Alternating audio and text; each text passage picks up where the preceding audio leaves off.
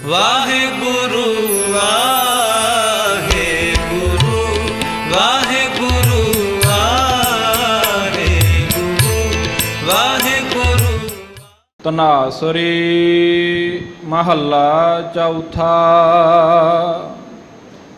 ਹਰ ਹਰ ਬੂੰਦ ਭਏ ਹਰ ਸੁਆਮੀ, ਹਮ ਚਾਤ੍ਰਿਕ ਬਿਲਲ ਬਿਲਲਾਤੀ।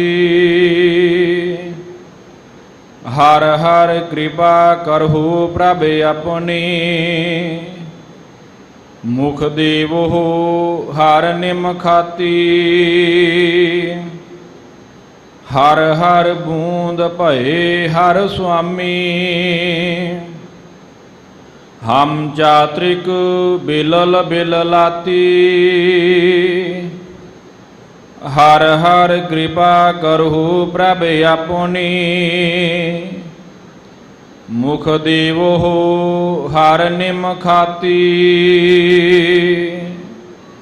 ਹਰ ਬਿਨਾ ਰਹਿ ਨ ਸਕੋ ਇਕ ਰਾਤੀ,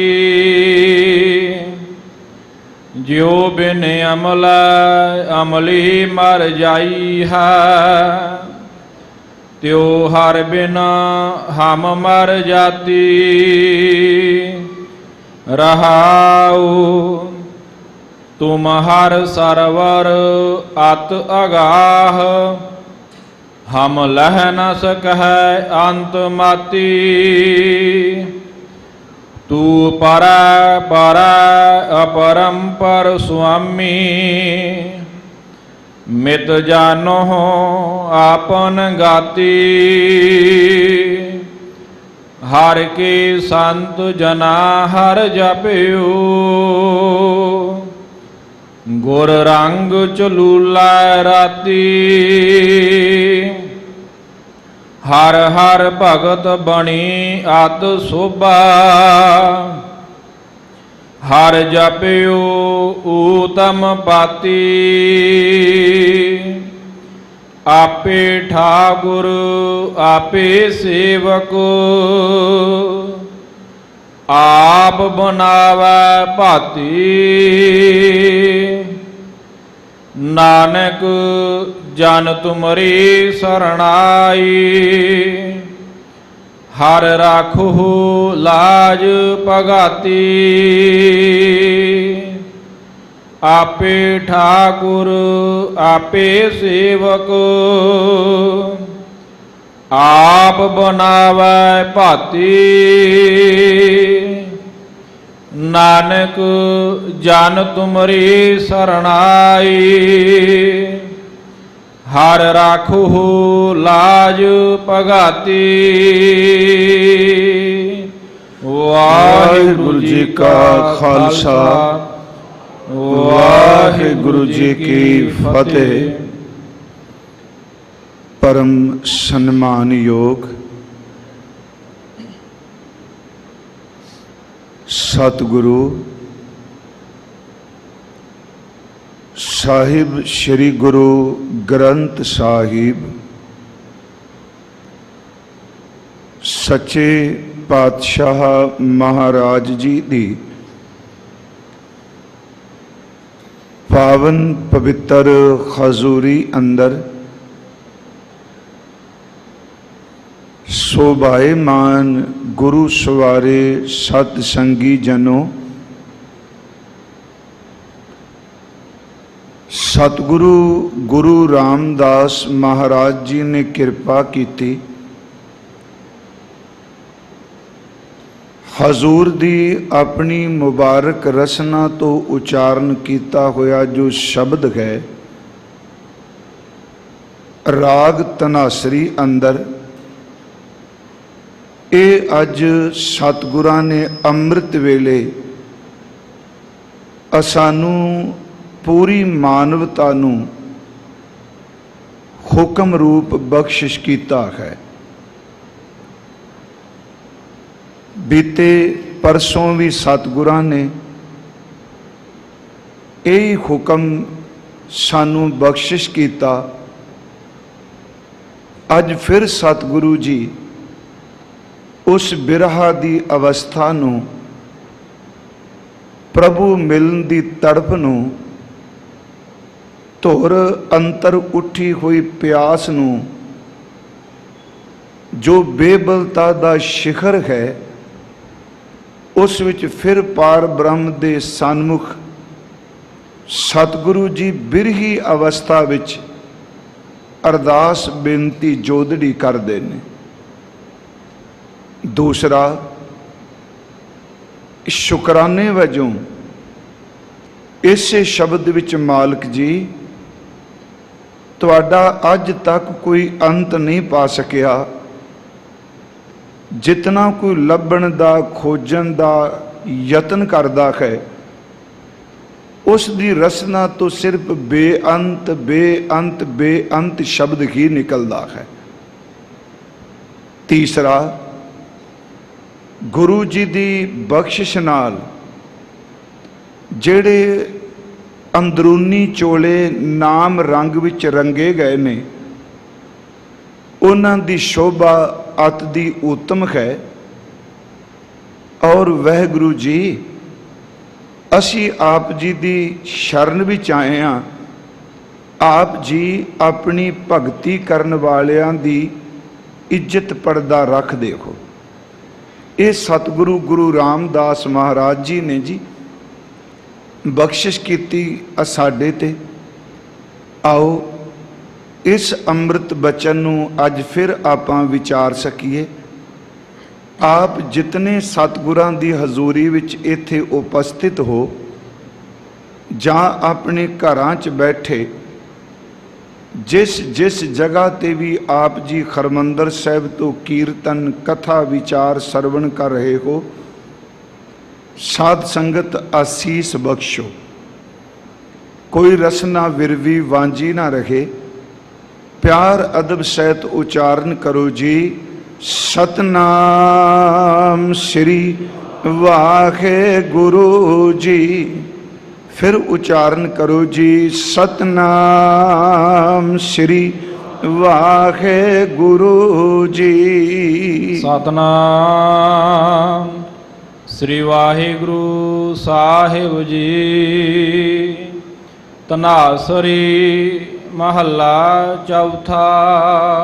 ਰਾਗ ਤਨਾਸਰੀ ਹੈ ਔਰ ਸ਼ਬਦ ਦੇ ਉਚਾਰਨ ਕਰਤਾ ਸਤਿਗੁਰੂ ਗੁਰੂ ਰਾਮਦਾਸ ਜੀ ਮਹਾਰਾਜ ਹਜ਼ੂਰ ਨੇ ਆਪਣੀ ਮੁਬਾਰਕ ਰਸਨਾ ਤੋਂ ਇਹ ਅੰਮ੍ਰਿਤ ਬਚਨ ਉਚਾਰਨ ਕੀਤਾ ਹੈ। ਹਰ ਹਰ ਬੂੰਦ ਭਏ ਹਰ ਸੁਆਮੀ। ਹਜ਼ੂਰ ਇਸ ਸ਼ਬਦ ਦੇ ਆਰੰਭਕ ਬਚਨ ਵਿੱਚ ਆਰੰਭ ਵਾਲੀਆਂ ਤੁਕਾਂ ਵਿੱਚ ਬਖਸ਼ਿਸ਼ ਕਰ ਰਹੇ ਨੇ ਕਿ ਹਰੀ ਪਰਮਾਤਮਾ ਵਾਹਿਗੁਰੂ ਜੀ ਇਸ ਤਰ੍ਹਾਂ ਨੇ ਜਿਵੇਂ ਇੱਕ ਬੂੰਦ ਹੈ, ਜਿਵੇਂ ਇੱਕ ਚਾਤਰਕ ਨੂੰ ਬੂੰਦ ਦੀ ਲੋੜ ਹੈ, ਸਾਡੇ ਵਾਸਤੇ ਪਾਰ ਬ੍ਰਹਮ ਪਰਮੇਸ਼ਵਰ ਸੁਆਮੀ ਜੀ ਹਰੀ ਜੀ ਵਾਹਿਗੁਰੂ ਜੀ ਇੱਕ ਬੂੰਦ ਦੀ ਤਰ੍ਹਾਂ ਹਨ।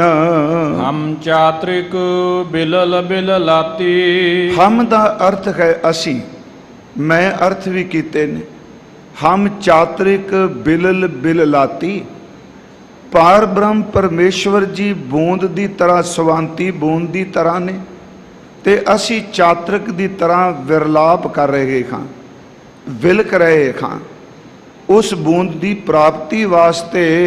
ਹਰ ਹਰ ਕਿਰਪਾ ਕਰੋ ਪ੍ਰਭ ਆਪਣੀ। ਸਤਿਗੁਰੂ ਗੁਰੂ ਰਾਮਦਾਸ ਮਹਾਰਾਜ ਬਖਸ਼ਿਸ਼ ਕਰ ਰਹੇ ਨੇ, ਹਰੀ ਪ੍ਰਭੂ ਜੀ ਆਪ ਜੀ ਆਪਣੀ ਕਿਰਪਾ ਕਰੋ, ਆਪ ਜੀ ਆਪਣੀ ਨਜ਼ਰ ਬਖਸ਼ਿਸ਼ ਕਰੋ ਜੀ। ਮੁਖ ਦੇਵੋ ਹਰ ਨਿਮ ਖਾਤੀ। ਮੁਖ ਦੇਵੋ ਹਰ ਨਿਮ ਖਾਤੀ। ਉਸ ਦਿਨ ਵੀ ਪਰਸੋਂ ਵੀ ਅਰਜ਼ ਕੀਤੀ ਸੀ ਕਿ ਹਜ਼ੂਰ ਸੱਚੇ ਪਾਤਸ਼ਾਹ ਸ਼ਬਦ ਤਾਂ ਨਿਮਖ ਹੈ ਨਾ, ਇਸ ਸ਼ਬਦ ਵਿੱਚ ਸਤਿਗੁਰਾਂ ਨੇ ਛੰਦਾਬੰਦੀ ਜਾਂ ਕਾਵ ਰੂਪ ਇਸ ਤਰ੍ਹਾਂ ਉਚਾਰਨ ਕੀਤਾ। ਇੱਥੇ ਨਿਮਖਾਤੀ ਦਾ ਲਫ਼ਜ਼ੀ ਅਰਥ ਆਪਾਂ ਨਿਮਖ ਮਾਤਰ ਹੀ ਕਰਾਂਗੇ। ਨਿਮਖ ਦਾ ਅਰਥ ਆਪਾਂ ਕਰਨੇ ਆ ਜੀ ਅੱਖ ਝਮਕਣ ਜਿਤਨਾ ਸਮਾਂ। ਸਤਿਗੁਰੂ ਬਖਸ਼ਿਸ਼ ਕਰ ਰਹੇ ਨੇ ਕਿ ਪਾਰ ਬ੍ਰਹਮ ਪਰਮੇਸ਼ਵਰ ਜੀ ਸਵਾਂਤੀ ਬੂੰਦ ਦੀ ਤਰ੍ਹਾਂ ਕੋ ਅਸੀਂ ਚਾਤਰਕ ਦੀ ਤਰ੍ਹਾਂ ਵਿਰਲਾਪ ਕਰ ਰਹੇ ਹਾਂ। ਹੇ ਪਾਰ ਬ੍ਰਹਮ ਪਰਮੇਸ਼ਵਰ ਜੀ ਆਪ ਜੀ ਕਿਰਪਾ ਕਰੋ, ਸਾਡੇ ਇਸ ਮੁਖ ਵਿੱਚ, ਸਾਡੇ ਮੁਖ ਅੰਦਰ ਇੱਕ ਨਿਮਖ ਮਾਤਰ ਆਪਣੇ ਨਾਮ ਦੀ ਦਾਤ ਦੇ ਦਿਓ। ਇਹਦਾ ਸਿੱਧਾ ਭਾਵ ਅਰਥ ਅਸੀਂ ਇਹ ਕਰਾਂਗੇ ਕਿ ਪਰਮੇਸ਼ਵਰ ਜੀ ਨੂੰ ਨਾਮ ਨੂੰ ਬੂੰਦ ਨਾਲ ਤਸ਼ਬੀਹ ਦਿੱਤੀ ਤੇ ਅੰਦਰ ਦੀ ਤੜਫ, ਅੰਦਰ ਦੀ ਜਿਹੜੀ ਜਗਿਆਸਾ ਹੈ ਉਹਦਾ ਚਾਤਰਕ ਦਾ ਹਵਾਲਾ ਦੇ ਦਿੱਤਾ। ਤੇ ਉਸ ਦਿਨ ਵੀ ਅਰਜ਼ ਕੀਤੀ ਸੀ, ਜਿਵੇਂ ਸਵਾਂਤੀ ਬੂੰਦ, ਨਕਸ਼ਤਰੀ ਬੂੰਦ ਚਾਤਰਿਕ ਦੇ ਮੂੰਹ ਵਿੱਚ ਪੈ ਜਾਏ, ਉਹ ਵਿਲਕਦਾ ਹੋਇਆ, ਉਹ ਕੁਰਲਾਉਂਦਾ ਹੋਇਆ, ਉਹ ਪੀਓ ਪੀਓ ਰੱਟਦਾ ਹੋਇਆ ਸੱਚਮੁੱਚ ਇੱਕੋਦਮ ਸ਼ਾਂਤ ਹੋ ਜਾਂਦਾ ਹੈ। ਤੇ ਮਹਾਰਾਜ ਕਹਿੰਦੇ ਨੇ, ਪ੍ਰਭੂ ਜੀ ਸਾਡੇ ਅੰਦਰ ਦਾ ਵਿਰਲਾਪ ਵੀ ਤਾਂ ਸ਼ਾਂਤ ਹੋਵੇਗਾ ਜੇ ਆਪ ਜੀ ਕਿਰਪਾ ਕਰਕੇ ਆਪਣੇ ਨਾਮ ਦੀ ਇੱਕ ਬੂੰਦ, ਇੱਕ ਨਿਮਖ ਮਾਤਰ ਸਾਡੇ ਮੁਖ ਵਿੱਚ ਦੇ ਦਿੱਤੋ। ਅੱਗੇ ਫਿਰ ਸਤਿਗੁਰੂ ਇਸ ਬੇਪਲਤਾ ਨੂੰ ਹੋਰ ਬਿਆਨ ਕਰਦੇ ਹਨ। ਹਰ ਬਿਨਾ ਰਹਿ ਨਾ ਸਕੋ ਇੱਕ ਰਾਤੀ। ਹਜ਼ੂਰ ਬਖਸ਼ਿਸ਼ ਕਰਦੇ ਨੇ, ਹਰ ਬਿਨ ਰਹਿ ਨਾ ਸਕੋ ਇੱਕ ਰਾਤੀ। ਲਫ਼ਜ਼ੀ ਅਰਥ ਸਰਲ ਨੇ ਜੀ। ਖਰੀ ਪ੍ਰਭੂ ਤੋਂ ਬਿਨਾ ਮੈਂ ਰਹਿ ਨਹੀਂ ਸਕਦਾ, ਤੇ ਸ਼ਬਦ ਸਤਿਗੁਰਾਂ ਨੇ ਵਰਤਿਆ ਇੱਕ ਰਾਤੀ। ਮੈਂ ਇਸ ਦਿਨ ਵੀ ਕਿਹਾ ਸੀ, ਰਾਤੀ ਦੇ ਲਫ਼ਜ਼ੀ ਅਰਥ ਕੁਝ ਗੁਰਮੁਖਾਂ ਨੇ ਰਾਤਰੀ, ਰਾਤ ਵੀ ਕੀਤੇ ਆ, ਪਰ ਜਦੋਂ ਅਸੀਂ ਇਸ ਦੀ ਤੋਲ ਦੇਖਦੇ ਹਾਂ ਨਿਮਖਾਤੀ, ਤੇ ਮਹਾਰਾਜ ਇੱਥੇ ਸ਼ਬਦ ਵਰਤਦੇ ਨੇ ਰਾਤੀ। ਇਹਦਾ ਅਰਥ ਇਉਂ ਕਰ ਲਈਏ ਕਿ ਹੇ ਪਾਰ ਬ੍ਰਹਮ ਪਰਮੇਸ਼ਵਰ ਜੀ, ਅਸੀਂ ਆਪ ਜੀ ਤੋਂ ਬਿਨਾ ਰਤੀ ਮਾਤਰ ਵੀ ਰਹਿ ਨਹੀਂ ਸਕਦੇ।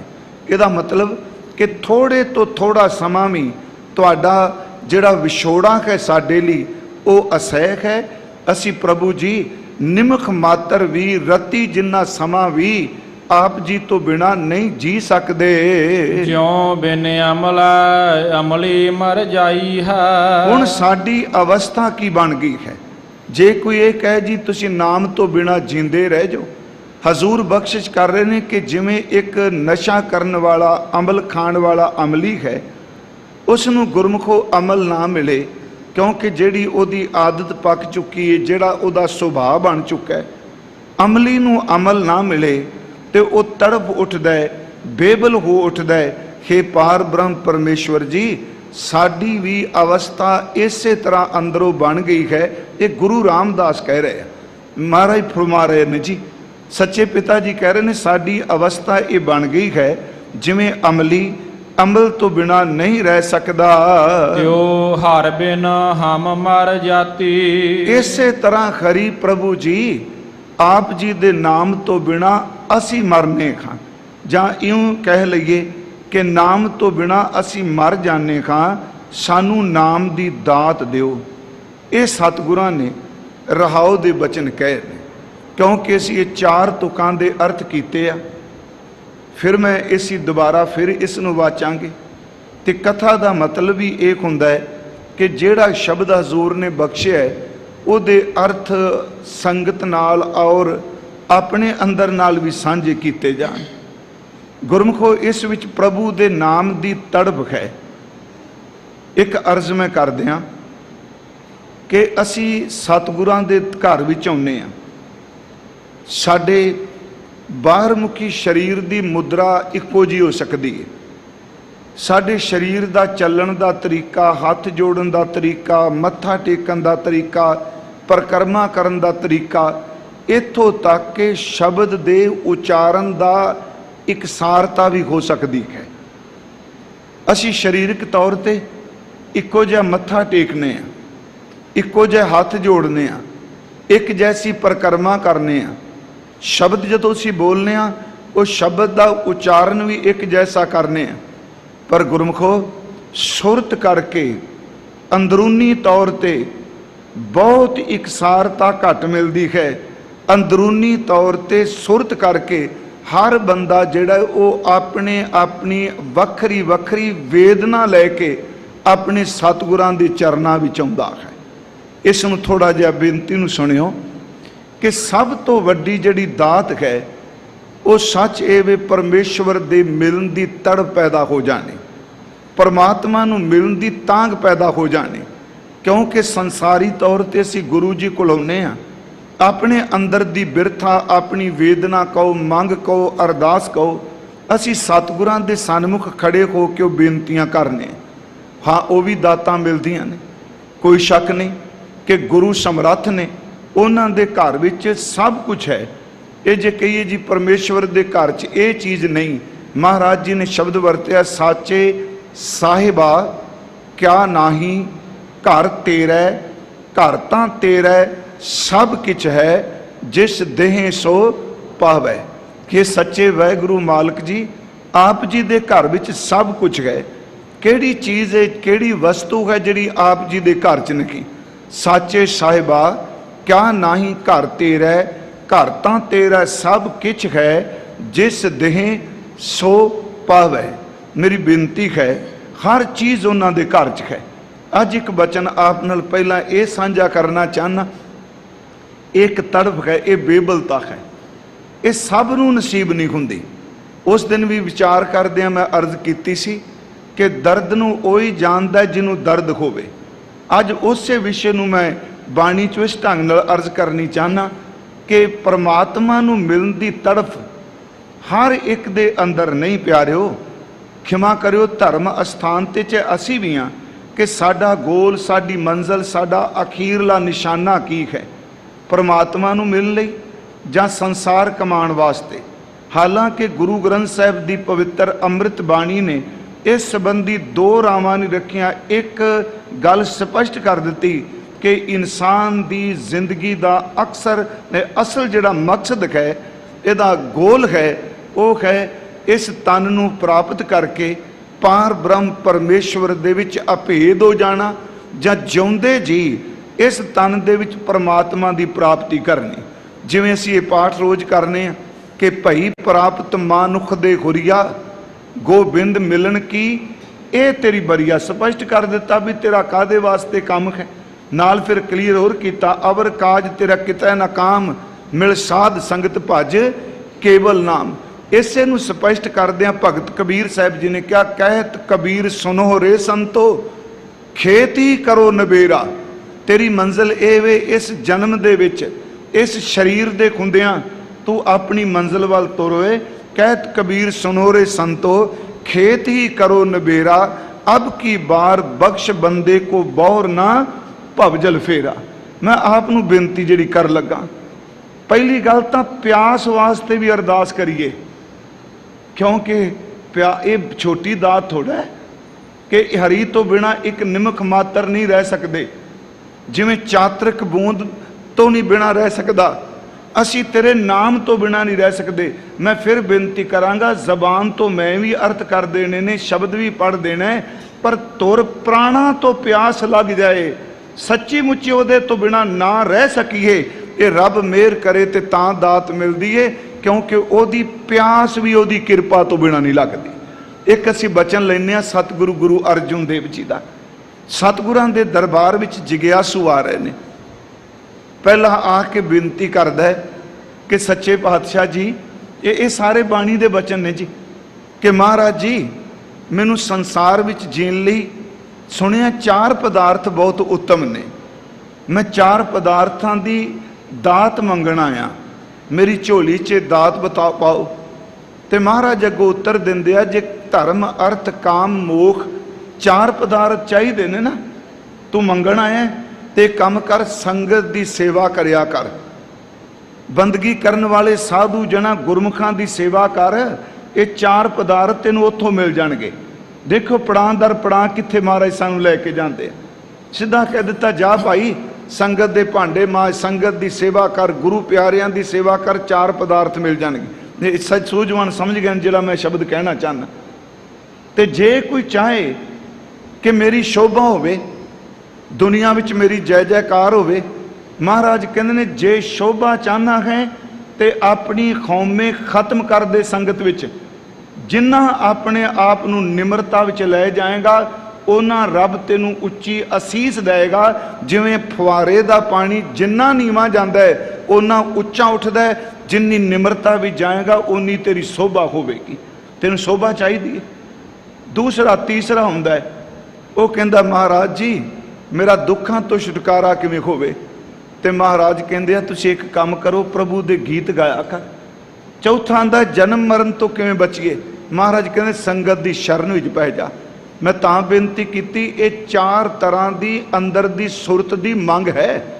4 ਪਦਾਰਥ ਜੇ ਕੋ ਮੰਗੈ ਸਾਧ ਜਨਾ ਕੀ ਸੇਵਾ ਲਾਗੈ, ਜੇ ਕੋ ਆਪਣਾ ਦੁੱਖ ਮਿਟਾਵੈ ਹਰ ਹਰ ਨਾਮ ਹਿਰਦੈ ਸਦ ਗਾਵੈ, ਜੇ ਕੋ ਆਪਣੀ ਸੋਭਾ ਲੋਰੈ ਸਾਧ ਸੰਗ ਏ ਖੌਮੈ ਛੋਰੈ, ਜੇ ਕੋ ਜਨਮ ਮਰਨ ਤੇ ਡਰੈ ਸਾਧ ਜਨਾ ਕੀ ਸਰਨੀ ਪਰੇ। ਫਿਰ ਦੁਬਾਰਾ ਇਸ ਬੇਨਤੀ ਨੂੰ ਸੁਣਿਓ। ਆਰੰਭ 'ਚ ਮੈਂ ਕਿਹਾ ਕਿ ਅਸੀਂ ਮੱਥਾ ਇੱਕੋ ਜਿਹਾ ਟੇਕ ਰਹੇ ਹਾਂ, ਪਰ ਅੰਦਰ ਦੀ ਮੰਗ ਤਾਂ ਸਭ ਦੀ ਆਪੋ ਆਪਣੀ ਹੈ। ਹੁਣ ਇੱਥੇ ਸਤਿਗੁਰੂ ਚਾਰਾਂ ਦਾ ਉੱਤਰ ਇੱਕੋ ਗੱਲ 'ਚ ਦੇ ਰਹੇ ਆ ਕਿ ਸੰਗਤ ਦੀ ਸੇਵਾ, ਸੰਗਤ ਦੀ ਖੌਮੇ ਛੱਡ ਦੇ, ਗੁਣ ਗਾ। ਫਿਰ ਬੇਨਤੀ 4 ਪਦਾਰਥ ਜੇ ਕੋ ਮੰਗੈ ਸਾਧ ਜਨਾ ਕੀ ਸੇਵਾ ਲਾਗੈ, ਜੇ ਕੋ ਆਪਣਾ ਦੁੱਖ ਮਿਟਾਵੈ ਹਰ ਹਰ ਨਾਮ ਹਿਰਦੈ ਸਦ ਗਾਵੈ। ਮੇਰੇ ਦੁੱਖ ਕੱਟੇ ਜਾਣ। ਪਰ 4 ਪਦਾਰਥ ਮੰਗ ਰਿਹਾ, ਇਹ ਨਹੀਂ ਮੰਗ ਰਿਹਾ ਗੁਰੂ ਅਰਜੁਨ ਦੇਵ ਜੀ ਤੁਸੀਂ ਕਿਵੇਂ ਮਿਲ ਜਾਓ, ਪਰਮਾਤਮਾ ਕਿਵੇਂ ਮਿਲੇ। ਫਿਰ ਬੇਨਤੀ 4 ਪਦਾਰਥ ਨੇ, ਮੁਕਤੀ ਮਿਲ ਜਾਏ, ਧਰਮ ਮਿਲ ਜਾਏ, ਧਰਮ ਅਰਥ ਕਾਮ ਮੋਕਸ਼। 4 ਪਦਾਰਥ ਜੇ ਕੋ ਮੰਗੈ ਸਾਧ ਜਨਾ ਕੀ ਸੇਵਾ ਲਾਗੈ, ਜੇ ਕੋ ਆਪਣਾ ਦੁੱਖ ਮਿਟਾਵੈ ਹਰ ਹਰ ਨਾਮ ਹਿਰਦੈ ਸਦ ਗਾਵੈ, ਜੇ ਕੋ ਆਪਣੀ ਸ਼ੋਭਾ ਲੋਰੈ ਸਾਧ ਸੰਗ ਏ ਖੌਮੈ ਛੋਰੈ। ਦੁੱਖ ਤੋਂ ਬਚਨੇ ਤੇ ਗੁਣ ਗਾ, ਜੇ ਸ਼ੋਭਾ ਚਾਹਨਾ ਤੇ ਖੌਮੇ ਛੱਡ ਦੇ, ਕਿਉਂਕਿ ਆਪਸ ਕੋ ਜੋ ਜਾਣੈ ਨੀਚਾ ਸੋ ਗਣੀਐ ਸਭ ਤੇ ਉੱਚਾ।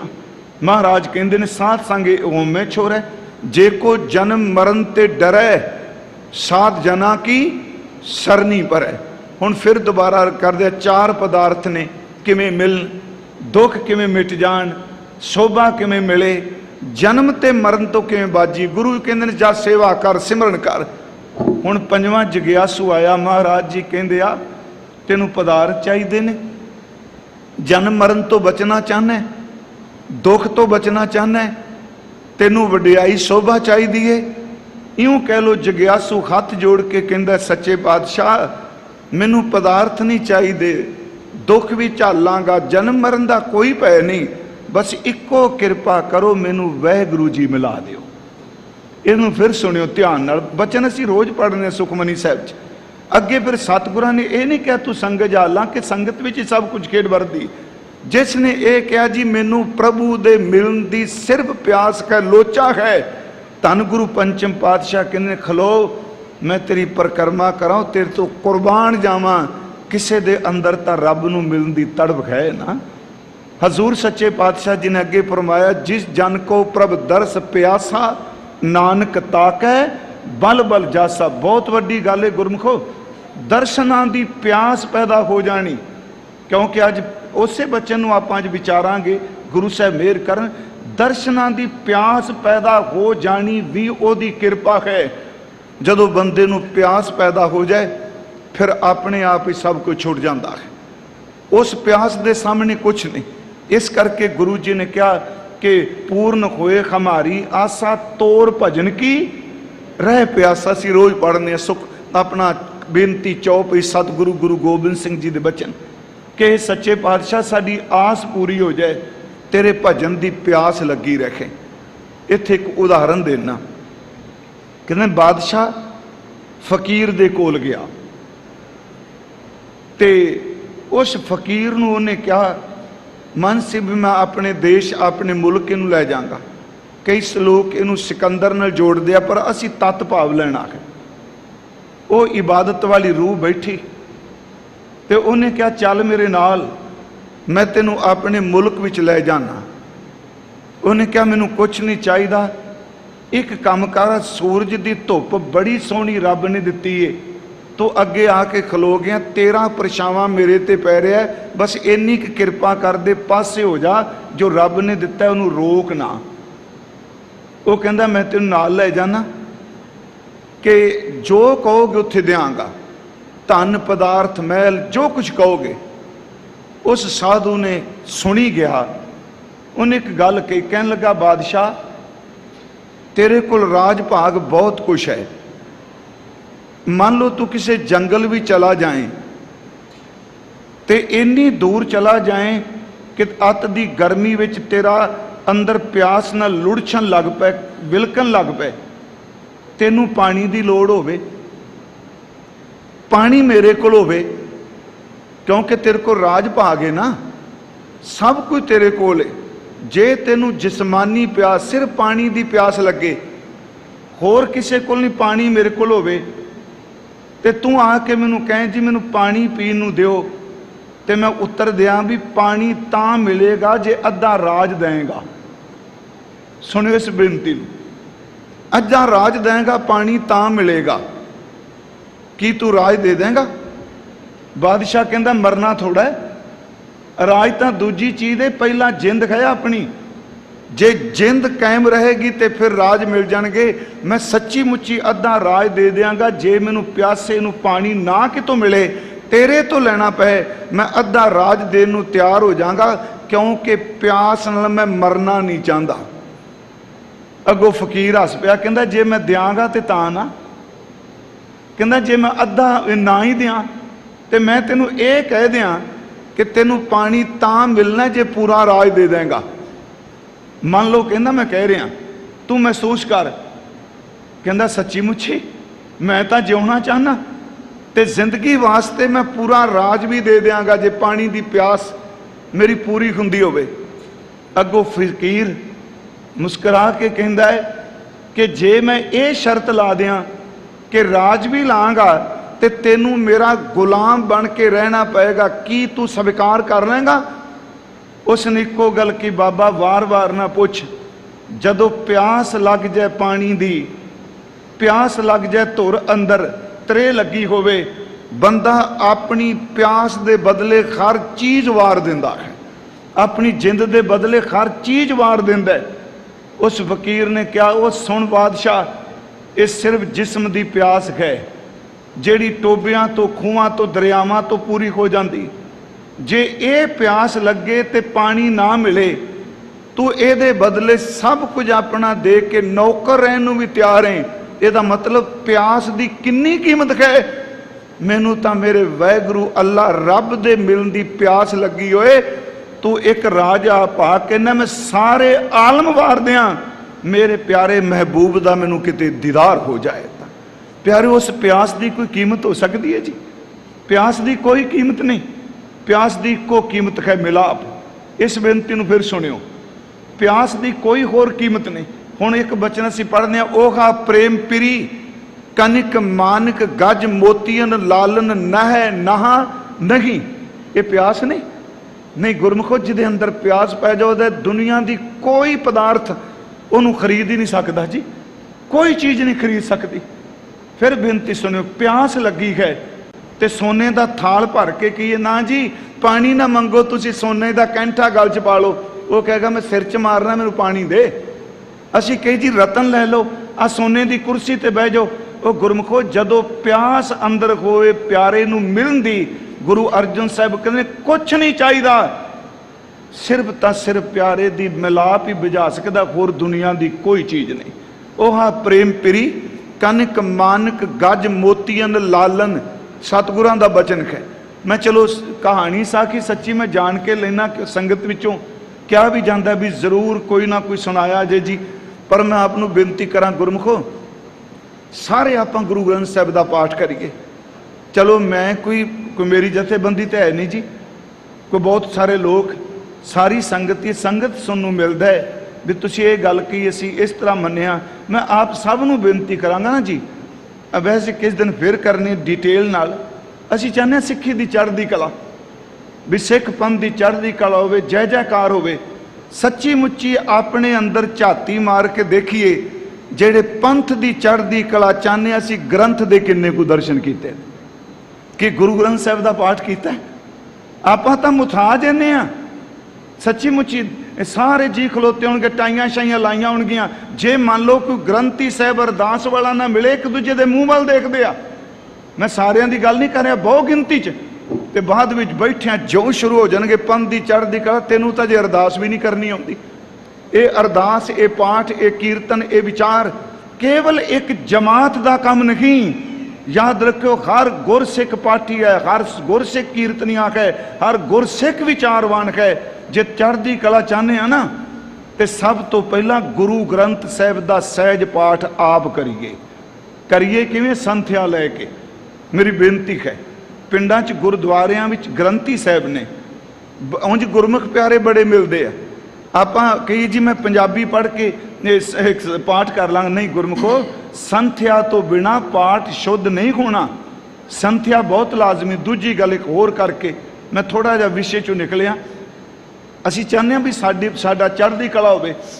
ਆਪਣੇ ਘਰਾਂ 'ਚ ਅਸੀਂ ਰੋਜ਼ ਢਹਿੰਦੀ ਕਲਾ ਕਰਨੇ ਆ। ਉਹ ਕਿਵੇਂ ਜੀ? ਜਿਸ ਅੱਖਰਾਂ ਵਿੱਚ ਗੁਰੂ ਨੇ ਰੱਬੀ ਗਿਆਨ ਨੂੰ ਲਿਖਿਆ, ਗੁਰਮੁਖੀ ਨੂੰ, ਕਿੰਨੇ ਕੁ ਅਸੀਂ ਆਪਣੇ ਘਰ 'ਚ ਪੰਜਾਬੀ ਬੋਲਦੇ ਹਾਂ ਜੀ? ਆ ਤੁਸੀਂ ਰਾਜਪੁਰਾ ਟੱਪ ਜੋ, ਰਾਜਪੁਰਾ ਤੱਕ ਹੀ ਪੰਜਾਬ ਦੇ ਸ਼ਹਿਰਾਂ ਵਿੱਚ ਜਿੰਨੇ ਬੰਦੇ ਅਮੀਰ ਨੇ ਜਿਹੜੇ ਘਰ ਬੈਠੇ ਸੁਣਦੇ ਹੋਣਗੇ, ਜਾਂ ਉਹਨਾਂ ਦੇ ਨਿਆਣੇ ਅੰਗਰੇਜ਼ੀ ਬੋਲਦੇ ਆ ਜਾਂ ਹਿੰਦੀ ਬੋਲਦੇ ਆ, ਜੀ ਸਦਕਾ ਜਿਹੜੀ ਮਰਜ਼ੀ ਭਾਸ਼ਾ ਸਿੱਖੋ, ਘੱਟੋ ਘੱਟ ਉਹਨਾਂ ਅੱਖਰਾਂ ਨੂੰ ਨਾ ਭੁਲਾਓ ਜਿਨ੍ਹਾਂ ਅੱਖਰਾਂ ਨੂੰ ਕਰਤਾਰਪੁਰ ਤੋਂ ਬਾਬਾ ਜੀ ਨੇ ਸ਼ੁਰੂ ਕੀਤਾ ਤੇ ਕਿਹਾ ਰੱਬ ਦੀਆਂ ਸਿਫਤਾਂ ਅੱਜ ਤੋਂ ਬਾਅਦ ਗੁਰਮੁਖੀ ਵਿੱਚ ਕਰਨੀਆਂ ਨੇ। ਆ ਗੁਰਮੁਖੀ ਲਿਪੀ ਜਿਹੜੀ ਸ਼੍ਰੋਮਣੀ ਕਮੇਟੀ ਨੇ ਮਤਾ ਵੀ ਪਾਸ ਕੀਤਾ ਕਿ ਗੁਰੂ ਅੰਗਦ ਸਾਹਿਬ ਦਾ ਜਿਹੜਾ ਗੁਰਿਆਈ ਵਾਲਾ ਦਿਨ ਹੈ, ਇਹ ਗੁਰਮੁਖੀ ਦਿਵਸ ਦੇ ਰੂਪ ਵਿੱਚ ਮਨਾਇਆ ਜਾਏਗਾ। ਜਿਵੇਂ ਗੁਰੂ ਹਰਿਰਾਏ ਸਾਹਿਬ ਦਾ ਵਾਤਾਵਰਨ ਮਨਾਉਂਦੇ ਗੁਰਮੁਖੀ, ਤੇ ਚਾਹੀਦਾ ਉਸ ਦਿਨ ਹਰ ਸਿੱਖ ਬੱਚੇ ਤੋਂ ਲੈ ਕੇ ਬਜ਼ੁਰਗ ਤੱਕ ਉਸ ਦਿਨ ਇੱਕ ਪੇਜ ਜ਼ਰੂਰ ਗੁਰਮੁਖੀ ਦਾ ਲਿਖੇ। ਮੈਂ ਹੱਥ ਜੋੜ ਕੇ ਬੇਨਤੀ ਕਰਾਂਗਾ, ਜੇ ਚੜ੍ਹਦੀ ਕਲਾ ਚਾਹੁੰਦੇ ਹੋ ਤੇ ਗੁਰਮੁਖੀ ਲਿਪੀ ਨੂੰ ਮਰਨ ਨਾ ਦਿਓ, ਕਿਉਂਕਿ ਇਹ ਪਤਨ ਵਾਲੇ ਪਾਸੇ ਜਾਂਦੀ ਪਈ ਹੈ। ਮੈਂ ਫਿਰ ਵਿਸ਼ੇ ਤੋਂ ਦੂਰ ਨਾ ਜਾਵਾਂ, ਥੋੜਾ ਜਿਹਾ ਅਰਜ਼ ਕਰਨੀ ਬਹੁਤ ਜ਼ਰੂਰੀ ਸੀ।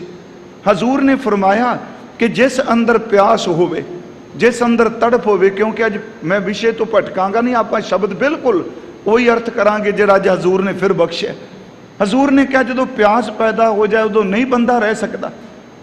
ਉਹ ਹਾਂ ਪ੍ਰੇਮ ਪ੍ਰੀ ਕਨਕ ਮਾਨਕ ਗਜ਼ ਮੋਤੀਆਂ ਲਾਲਨ ਨਹਿ ਨਹਾ ਨਖੀ। ਉਹਨੂੰ ਤੁਸੀਂ ਪਿਆਸ ਵਾਲੇ ਨੂੰ ਸੋਨਾ ਦੇ ਦਿਓ, ਚਾਂਦੀ ਦੇ ਦਿਓ, ਮੋਤੀ ਦੇ ਦਿਓ, ਹੀਰੇ ਦੇ ਦਿਓ, ਉਹ ਗੁਰਮੁਖੋ ਜਿਹੜੀ ਪਿਆਸ ਪਾਣੀ ਦੇ ਘੁੱਟ ਨੇ ਭਜਾ ਦੇਣੀ ਹੈ, ਉਹ ਸੋਨਾ ਚੱਬ ਕੇ ਬੁੱਝੂਗੀ। ਜਿਹੜੀ ਪਿਆਸ ਸਿਰਫ ਪੀਣ ਨਾਲ ਬੁੱਝੇਗੀ, ਕੋਈ ਨਹੀਂ ਬੁਝਾ ਸਕਦਾ। ਤੇ ਜਿਹੜੀ ਵਾਹਿਗੁਰੂ ਨੂੰ ਮਿਲਣ ਦੀ ਪਿਆਸ ਹੈ, ਇਹ ਨਾਮ ਨਾਲ ਹੀ ਬੁੱਝ ਸਕਦੀ ਹੈ, ਦੁਨੀਆ ਦੀ ਕੋਈ ਤਾਕਤ ਨਹੀਂ ਬੁਝਾ ਸਕਦੀ। ਉਹ ਪ੍ਰੇਮ ਪ੍ਰੀ ਕਨਕ ਮਾਨ ਗਜ਼ ਮੋਤੀਆਂ ਲਾਲਨ ਨਹਿ ਨਾਹ ਨਖੀ। ਰਾਜ ਨਾ ਭਾਗ ਨਾ ਹੁਕਮ ਨਾ ਸਾਧਨ ਕਿਚ ਕਿਚ ਨਾ ਚਾਹੀ। ਵਾਹਿਗੁਰੂ ਏਡੀ ਵੱਡੀ ਗੱਲ, ਮੈਨੂੰ ਰਾਜ ਨਹੀਂ ਚਾਹੀਦਾ, ਮੈਨੂੰ ਸਵਾਦ ਨਹੀਂ ਚਾਹੀਦੇ, ਮੈਨੂੰ ਧਨ ਨਹੀਂ ਚਾਹੀਦਾ, ਸਿਰਫ ਇੱਕ ਕਿਰਪਾ ਕਰੋ, ਮੇਰਾ ਪਿਆਰਾ ਮੈਨੂੰ ਮਿਲਾ ਦੇਵੋ। ਉਸ ਦੀ ਤਾਂਘ ਹੈ ਮੇਰੇ ਅੰਦਰ। ਇੱਕ ਉਦਾਹਰਨ ਹੋਰ ਦੱਸ ਦਿੰਦਾ। ਆ ਬਾਬਾ ਬਕਾਲਾ ਸਾਹਿਬ ਦੇ ਨਜ਼ਦੀਕ ਸਠਿਆਲੇ ਦੇ ਨੇੜੇ ਇੱਕ ਪਿੰਡ ਹੈ ਬੁਤਾਲਾ। ਆਪ ਨੂੰ ਪਤਾ, ਇੱਥੇ ਜਿਹੜੇ ਸੱਜਣ ਸੁਣ ਵੀ ਰਹੇ ਹੋਣਗੇ, ਇੱਥੇ ਸਤਿਗੁਰੂ ਗੁਰੂ ਹਰਗੋਬਿੰਦ ਸਾਹਿਬ ਮਹਾਰਾਜ ਜੀ ਗਏ ਸਨ। ਬੜੀ ਪਿਆਰ ਦੀ ਘਟਨਾ ਹੈ, ਸੰਤ ਗਾਥਾ 'ਚ ਦਾ ਜ਼ਿਕਰ ਕੀਤਾ ਗਿਆ। ਕਹਿੰਦੇ ਨੇ ਇੱਕ ਗੱਭਰੂ ਸ਼ਬਦ ਵਰਤਿਆ, ਵਿੱਚ ਲਿਖਿਆ ਹੈ ਨੌਜਵਾਨ ਕਹਿ ਲੋ, ਆਪਣੇ ਖੂਹ ਤੇ ਬੈਠਾ ਹੈ। ਤੇ ਹੋਇਆ ਕਿ ਖੂਹ ਗੇੜ ਨਹੀਂ ਰਿਹਾ, ਪਰ ਉਹ ਖੂਹ ਤੇ ਬੈਠਾ ਹੈ ਤੇ ਇੰਨੀ ਦੇਰ ਨੂੰ 5-7 ਸਰੀਰ, ਸਮਝੋ ਕੋਈ ਸਰੀਰ ਤੁਰੇ ਆਉਂਦੇ ਆ। ਉਹਨਾਂ ਵਿੱਚੋਂ ਇੱਕ ਗੁਰਮੁਖ ਪਿਆਰਾ ਆਪਣੀ ਰਸਨਾ ਤੋਂ ਬੋਲ ਰਿਹਾ ਹੈ ਤੇ ਦੂਜੇ ਤੁਰਦੇ ਹੋਏ ਉਹਦੇ ਬਚਨ ਸੁਣਦੇ ਪਏ ਆ। ਉਹ ਜਦੋਂ ਖੂਹ ਦੇ ਨੇੜੇ ਆਏ ਤੇ ਉਹ ਗੁਰਮੁਖ ਸ਼ਬਦ ਦਾ, ਬਾਣੀ ਦਾ ਭੋਗ ਪਾਇਆ ਤੇ ਨਾਲ ਕਹਿਣ ਲੱਗੇ, ਜੀ ਸਾਨੂੰ ਪਿਆਸ ਲੱਗੀ। ਇਹ ਉਦਣ ਵਾਲੀ ਘਟਨਾ ਉਹ ਤੋਂ ਵੱਖਰੀ ਹੈ, ਕਿਤੇ ਮਨ ਚ ਆਏ ਵੀ ਉਹ ਤਾਂ ਉਦਣ ਵੀ ਸੁਣਾਈ ਸੀ।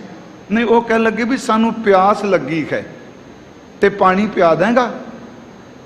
ਉਹ ਕਹਿੰਦਾ, ਜੀ ਖੂਹ ਤਾਂ ਚੱਲਦਾ ਨਹੀਂ, ਪਰ ਮੈਂ ਥੱਲੇ ਉਤਰ ਕੇ ਮਾਲ ਨਾਲੋਂ ਨਾ, ਪੁਰਾਣੇ ਸੱਜਣਾ ਨੂੰ ਪਤਾ ਹੈ ਮਾਲ ਕੀ ਹੁੰਦੀ ਸੀ, ਜਿਹੜੀ ਟਿੰਡ ਘੁੰਮਦੀ ਹੁੰਦੀ ਸੀ। ਉਂਝ ਬਾਣੀ ਸ਼ਬਦ ਆਉਂਦੇ ਨੇ, ਮਾਲ ਦਾ ਵੀ ਜ਼ਿਕਰ, ਟਿੰਡ ਦਾ ਵੀ ਜ਼ਿਕਰ ਹੈ। ਉਹ ਥੱਲੇ ਉਤਰਿਆ ਜੀ, ਉਹਨੇ ਟਿੰਡ ਜਿਹੜੀ ਪਾਣੀ 'ਚ ਭਰੀ ਸੀ, ਪਾਣੀ 'ਚ ਉਹ ਲੈ ਕੇ ਆ ਗਿਆ। ਜਿਹੜਾ ਗੁਰਮੁਖ ਬਾਣੀ ਪੜ੍ਹ ਰਿਹਾ ਸੀ, ਸ਼ਬਦ ਦਾ ਭੋਗ ਪੈ ਚੁੱਕਾ ਹੈ, ਉਹਨੇ ਪੁੱਛਿਆ, ਜੀ ਤੁਸੀਂ ਕੌਣ ਹੁੰਦੇ ਹੋ? ਸੰਤ ਗਾਥਾ 'ਚ ਉਹਨਾਂ ਲਿਖਿਆ, ਜੀ ਅਸੀਂ ਹਿੰਦੂ ਹੁੰਦੇ ਹਾਂ। ਇਹ ਸ਼ਬਦ ਉੱਥੇ ਲਿਖਿਆ ਹੋਇਆ, ਅਸੀਂ ਹਿੰਦੂ ਹੁੰਦੇ ਹਾਂ, ਪਰ ਉਂਝ ਲੋਕੀ ਸਾਨੂੰ ਸਰਵਰੀਏ ਕਹਿੰਦੇ ਆ। ਤੁਹਾਨੂੰ ਪਤਾ ਉਹਨੇ ਸਰਵਰ ਦੀ ਪੂਜਾ, ਕਬਰਾਂ ਦੀ ਪੂਜਾ ਕੀਤੀ ਜਾਂਦੀ ਸੀ ਜੀ। ਤੇ ਜਿਹੜੀ ਪੰਜਾਬ ਵਿੱਚ ਅੱਜ ਵੀ ਸਿਖਰਾਂ ਤੇ ਸਾਜ਼ਿਸ਼ ਅਧੀਨ ਪ੍ਰਚਾਰੀ ਜਾ ਰਹੀ ਹੈ, ये सच्चाई है। कहते असी तो सरवर नूं पूजने हैं जी। वो गुरमुख बाणी पढ़न वाले ने कहा तुसी बेनेमे हो। बेनेमे कहते हुंदे सन। बेनेमे का अर्थ है जन्म तुहारा किधर होया ते काम तुसी की करदे पए हो। तेरे खादा पानी नहीं पीना, छड़ परा बेनेमा है तू। कहते प्यास लगी पर तेरे खादा नहीं पीना, चले गए। पता नहीं उस बच्चे नूं, उस नौजवान नूं अंदर जिवें तीर की तरह अनियाला तीर वज गया। इत्थे मैं द्वैश अधीन नहीं कह रहा, क्योंकि आम लोग कहते शरधा होनी चाहिए, शरधा होनी चाहिए। याद रखियो खरन की शरधा चमकदी रेत ते हुंदी है। जदों रेत चमकदी खरन यही शरधा नाल कहंदा ना पानी है पानी है। पर कदी हरन नूं पानी पींदिया देखिया मारूथल च? आ सड़क उत्ते आपां गर्मी च चलने आ ते दूरों इंज प्रतीत हुंदा जिवें पानी तुरिया आ रहा, जिदन बड़ी धुप पैंदी है। ये शरधा रख के कही जी पानी की लोड़ कोई नहीं, सामने सड़क तो पानी आ रहा है। वो प्यारिओ तप दी रेत दी चमक नूं पानी समझ के शरधा ना बनाइए। पानी है तो शरधा वाकई प्रवान है। असीं कहने जी साडी शरधा है, जिन्हों शरधा कहने उन्होंने गुरु गोबिंद सिंह कूर किरिया कहंदे आ। काहू लै पाहन पूज धरियो सिर, काहू लै लिंग गरै लटकायो, काहू लख्यो हर अवाची दिशा में, कहूँ पिछा को सीस नवायो, को बुतान को पूजता है पश। कोई पशु बंदा बुतां की पूजा करी जा रहा है, कोई कबरां नूं पूजी जा रहा है। मैं कोई शब्द अपने कोल नहीं। गुरसिखो खेद हुंदा है कि सिर ते दस्ता पग बनी हुंदी है ते वीरवार नूं लैन च लगा हुंदा है पीर दे उत्ते तेल चाढ़न वास्ते। एक पूरी क्रिया है, शरधा नहीं। काहू लै पाहन पूज धरियो सिर, काहू लै लिंग गरै लटकायो। कोई पत्थर नूं पूज रहा है, कोई शिवलिंग गले च पाई बैठा है। काहू लख्यो हर अवाची दिशा में, कोई ये कह रहा भी दक्षिण वाले पासे खरी का मंदिर जगन्नाथपुरी। काहू पिछा को शीस नवायो, कोई पश्चिम वाले पासे शीस झुका रहा है। काहू लै पाहन पूज धरियो सिर, काहू लै लिंग गरै लटकायो, काहू लख्यो हर अवाची दिशा में, काहू पिछा को शीस नवायो। को बुतान को पूजत है पस, को मृतान को पूजन तायो। गुरु गोबिंद सिंह शरधा नहीं कह लगे, नहीं कूर क्रिया उर्जो सब ही जग श्री भगवान को भेद ना पायो। जिन्हों लोग शरधा कहते हैं उन्होंने गुरु गोबिंद सिंह अकाल का सुत ये शब्द सच्चे पिता जी कह रहे हैं, एक कूर क्रिया है। उन्होंने जी इको गल कही, बेनेमा है तू। पता नहीं उन्होंने इन्नी सट वजी, पर कमाई वाले ने कही ना। असीं तां रोज़ लोगों को कही जाने कथा विच तुसीं आंजो तुसीं आंजो, अगले कहते एवें बाबे बोली जाते हैं। वो कमाई वाला बोलिया, उन्हें कहा तू बेनेमा खां। घर चला गया, जाके मां नूं पुछदा भी असीं कौन खां। मां ने क्या होया कि कहंदा अज मैं खूह ते बैठा सा, कोई सज्जन आए, उन्हां विचों एक कुछ बोल रहा सी, मेरे आके वो नेड़े आया, वो चुप कर गया। जदों चुप किया तो सारिਆਂ ने हाथ जोड़ के इस तरह सीस झुका दिता, पर मैनू पता नहीं वो की बोल रहे सन। सीस झुकाया तो मैनू कहन लगे पानी पिया दे। टिंड खोल के लियांदी, पानी पियान लगा तो अगों उत्तर मिलिया, तू किनू मानने कौन है? मैं क्या हिंदू का सरवरिया नू पूजने। मैनू कहन लगे तेरा पानी नहीं पीना, तू बेनेमा है, तू अपने धर्म विच भी नहीं। माई दियां अखां भर आईयां। कहना मां तू सुन के रोई क्यों? कहंदी है पुत वो गुरु नानक साहब दे सिख होणगे, जो तू दस रहा है। एक जना बोल रहा सी, दूजे सुन रहे सन। जदों चुप कीते, हाथ जोड़ के सीस झुका दिता। ये गुरु नानक साहब दे सिखां दी निशानी है। वो चलते फिरते उठते बहिंदे बाणी पढ़ते आ। जिथे शब्द का भोग पै जाए, बाणी का भोग पै जाए, थां कोई भी होवे, हाथ जोड़ के वैगुरु अगे अदब नाल सीस झुका देंदे आ। वो बच्चा पूछदा गुरु नानक साहब दे सिख? माई अखां भर के कहंदी है मैं भी बाणी पढ़दी सां, पर ऐस घर चाही जदों विआह के बस सब कुछ मेरा भी जांदा रहा। मां दे बोल सुन के उस बच्चे ने अगला सवाल किया, कहंदा मां मैं नहीं कबर पूजनी, मैं उस गुरु नूं मिलना चाहना जिहदे सिख अज मेरे कोलों लंघ के गए आ। फिर बेनती सुनो, गल अज फिर चलदी पई मिलाप दी, बेबलता दी, प्यास दी। उस सतगुरु नूं, उस गुरु जी नूं मिलना चाहना जिस गुरु दे सिख सन। वो गुरमुखो साडे तां इन्ने उत्ते कित्थे जीवन। भाई साहब कहंदे ने सतगुरु चंदन है, सिख हवावां ने जिथों हवा निकल जाए चंदन नाल भरी होई, चंदन नाल भरपूर, वो लंघदे होए ढक पला अरिंड ते किकरां नूं भी सुगंधी दे देंदी है। जिथे सच्ची मुच्ची गुरु नानक साहब की कमाई वाला सिख लंघ जाए, वो सुक्कियां खिरदियां नूं भी बाणी की सुगंधी दे जाता है। उन्होंने शब्द कहे तो बच्चा कहता वो सतगुरु नूं किवें मिलीए, किवें मिल सकता है। माँ ने कहा पुत गरीबी अपने घर है, कोई पैसा नहीं, कोई टका नहीं, कित्थे मिल जाएगा। कहता माँ मैं सच्ची मुच्ची उन्होंने मिलना चाहना जिदे सिख आए। माई सी बड़ी कर्मा वाली, उन्हें कहा पुत एक काम कर, एक चीज है जिहड़ी दूरी नूं मिटा दिंदी है। किन्ना मर्जी फासला होवे, सारा फासला मुका दिंदा गुरु। कहन लगी, कहंदा मां केड़ी चीज? कहन लगी वो चिंतन है, वो सुरत राही सिमरन है, वो मन करके पुकारना है। जे फिजिकल तौर ते शरीरक तौर ते ना पहुंच सके, तू अपनी सुरत करके रोज पुकार, रोज आवाज दे, तू गुरु गुरु पुकार, ते मैं यकीन नाल कहनी हां तेरा चिंतन, तेरी आवाज तुर अंदर तो पुकारिया होया तेरा सतगुरु तेरे कोल जरूर आएगा। कहना मैं तो देखिया भी नहीं। कहन लगे बिना देखन तो ही आवाज मारीए तां भी आ जांदा है। सच्ची मुच्ची रब दा रूप रेख केड़ा जी? ओदा की रूप है जी? रूप ना रेख ना रंग के चित्रों गुण ते प्रभ भिन्न, पर तिसै बुझाए नानका जिस होवै सो प्रसन्न। जिदे ते बख्शिश करे उन्होंने मिल जाता है। कहन लगी पुत तू चेते कर। वो सिमरन च बैठ गया। मेरी बेनती ध्यान नाल सुनियो गुरमुखो, हर साल कहना सिमरन च बड़ी वड्डी ताकत जे, ये रब नूं प्रगट करदा है। महाराज जी नूं वो कहंदा मां मैं याद करांगा, गुरु जी नूं आवाज़ां मारांगा, ते जे आ गए, कहंदी जे शब्द नहीं वरतना, ये दुविधा पैदा करदा है। जे मत बोल, आउणगे जरूर आउणगे। कहंदा महाराज जदों आउणगे ते भेटा की देंगे?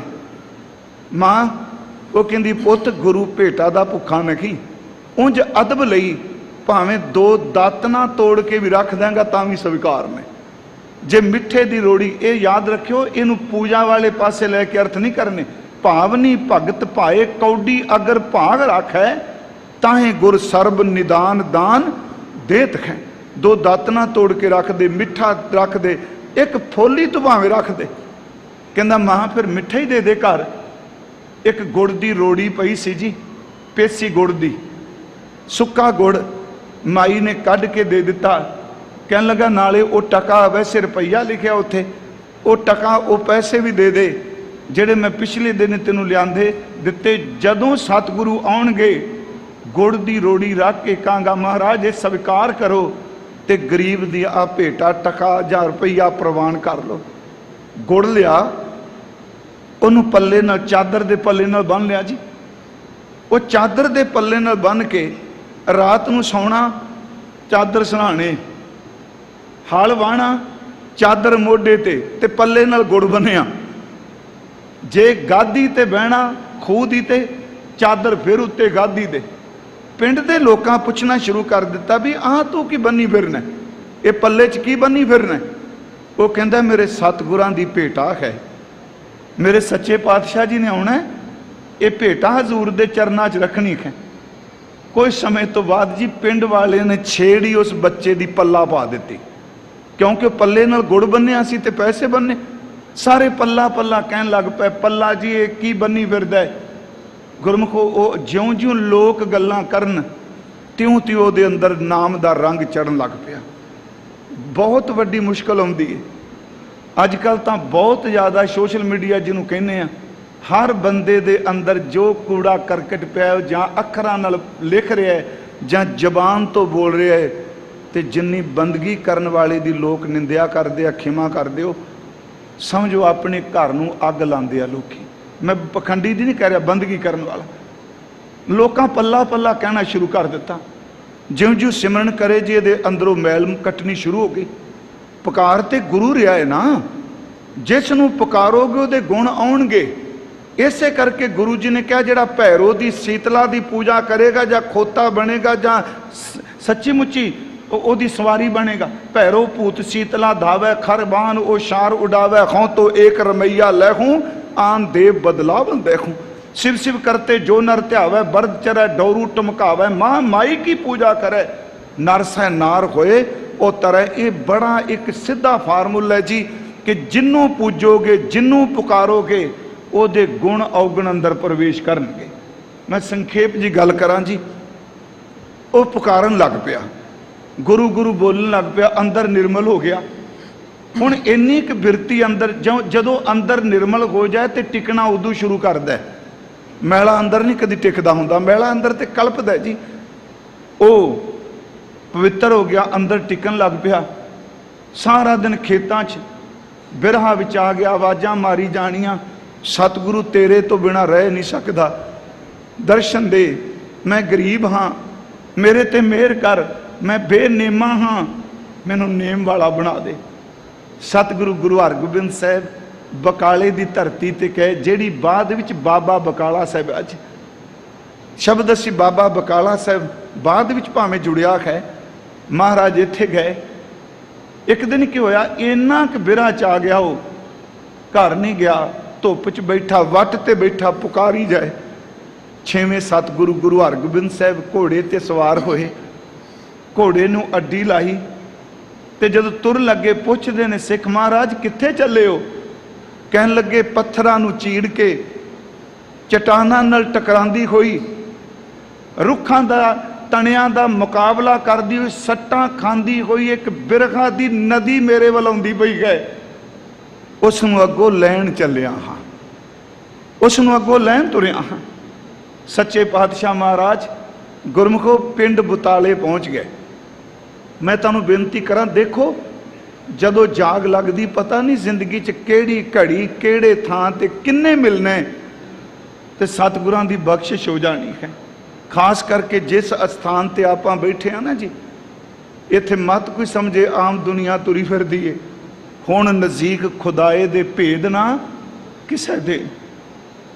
महाराज चले गए, पिंड नेड़े गए, एक आदमी सी, उन्होंने पुछदे आ, ये पिंड का नाम तो चलो पुछया, दसता बुताला।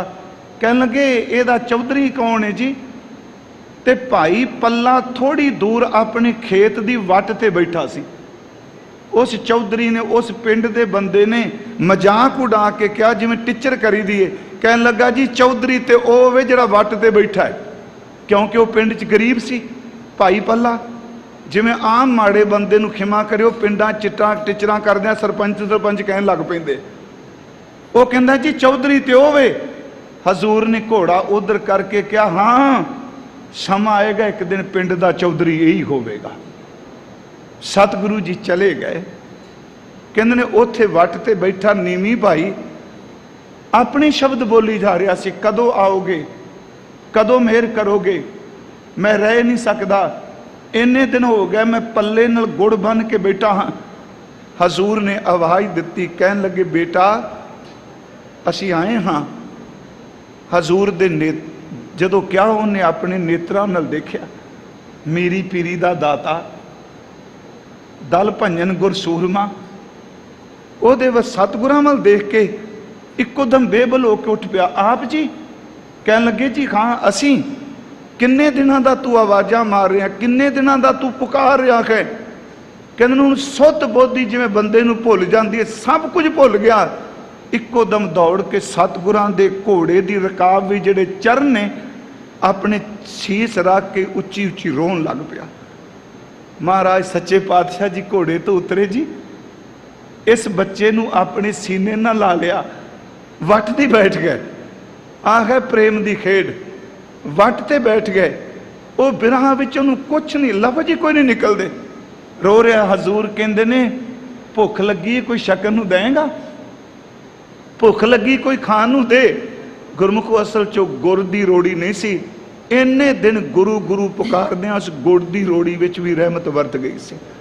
कोई शकन नूं देंगा, उन्हें प्यारिओ पल्ला खोलिया, कई दिनों की बज्जी कोई गुड़ की रोड़ी धन गुरु हरगोबिंद साहब महाराज ने दिती। महाराज जी ने मुख च गुड़ की रोड़ी पाई। कुछ समय बैठ के कहन लगे, मैनू घर नहीं लैके जाएगा, मैं तुहानूं एक बेनती करा, एक कैसी अद्भुत खेड है गुरमुखो, गुरु अज भी है। मैं वार वार कहना, हुण गुरु रामदास का जिक्र करने आ ना, असी कथा वाले ने तो यही कहना ना जी कि महाराज जी का जन्म 1534 ਨੂੰ होया, गोइंदवाल साहब महाराज ज्योति जो समा गए। तो गुरु ग्रंथ साहब नूं पुछो तो भट्ट हरबंस कहंदा भाई मत कहो, कौन कहंदा गुरु चला गया, गुरु रामदास तां अज भी मौजूद है। हरबंस जगत जस संचरियो सो कवन कहे श्री गुरु मोयो। महाराज जी कहंदे आ भाई सानू घर नहीं लैके जाना, फुलिया ना समाया, तुर पिया घर लैके घोड़े ते महाराज गुरु हरगोबिंद साहब गए जी। घर पुरानी जी मंजी सी, आवाज दिती मां नूं, बूहे च वड़दे सार मां सतगुरु जी आ गए। जिवें बंदा अंदर पाठ जाता, सतगुरु जी आ गए। मंजी डाई उत्ते बस्तर विछाया, सतगुरु बैठ गए जी। दोनों मां पुत्र परमार्थ दीयां गल्लां शुरू हो गईयां। तीसरे गुरु हरगोबिंद साहब कुछ समय बाद महाराज कहंदे आ भुख लगी है, प्रसादा नहीं छकाओगे? गुरमुखो गल रोटी दी नहीं, तर्क वाले वास्ते तक कुछ भी नहीं, प्रसादा नहीं छकाओगे। देखिया इतिहास कहता कि 2.5 सेर आटा सी उदन घर, अध सेर दाल सी, घ्यो नहीं सी बिल्कुल ही। उन्हें 7 बचन कहा वलटोई विच, पहला वलटोइयां वरदे सन जी, हांडी कहंदे आ किसे ने, उच दाल पा दी, आटा गुन के प्रसादे पकान लग पई। इन्नी देर नूं पिंड च भी पता लग गया, जिहड़े सिख ने भी गुरु हरगोबिंद साहब आए आ। बकाले साहब तो भी संगतां आ गईयां। उन्हें तैयार करके कहंदी महाराज जी लंगर तैयार है पर। सतगुरु कहने पर, कहने लगी महाराज मेरे घर घ्यो कोई नहीं। हजूर कहने कमी किसी चीज़ की नहीं लियाओ, मैं वरताना वा। गुरमुखो उत्थे सतगुरां ने प्रसादे ते दाल पा पा के संगत नूं एक एक प्रसादा दिता।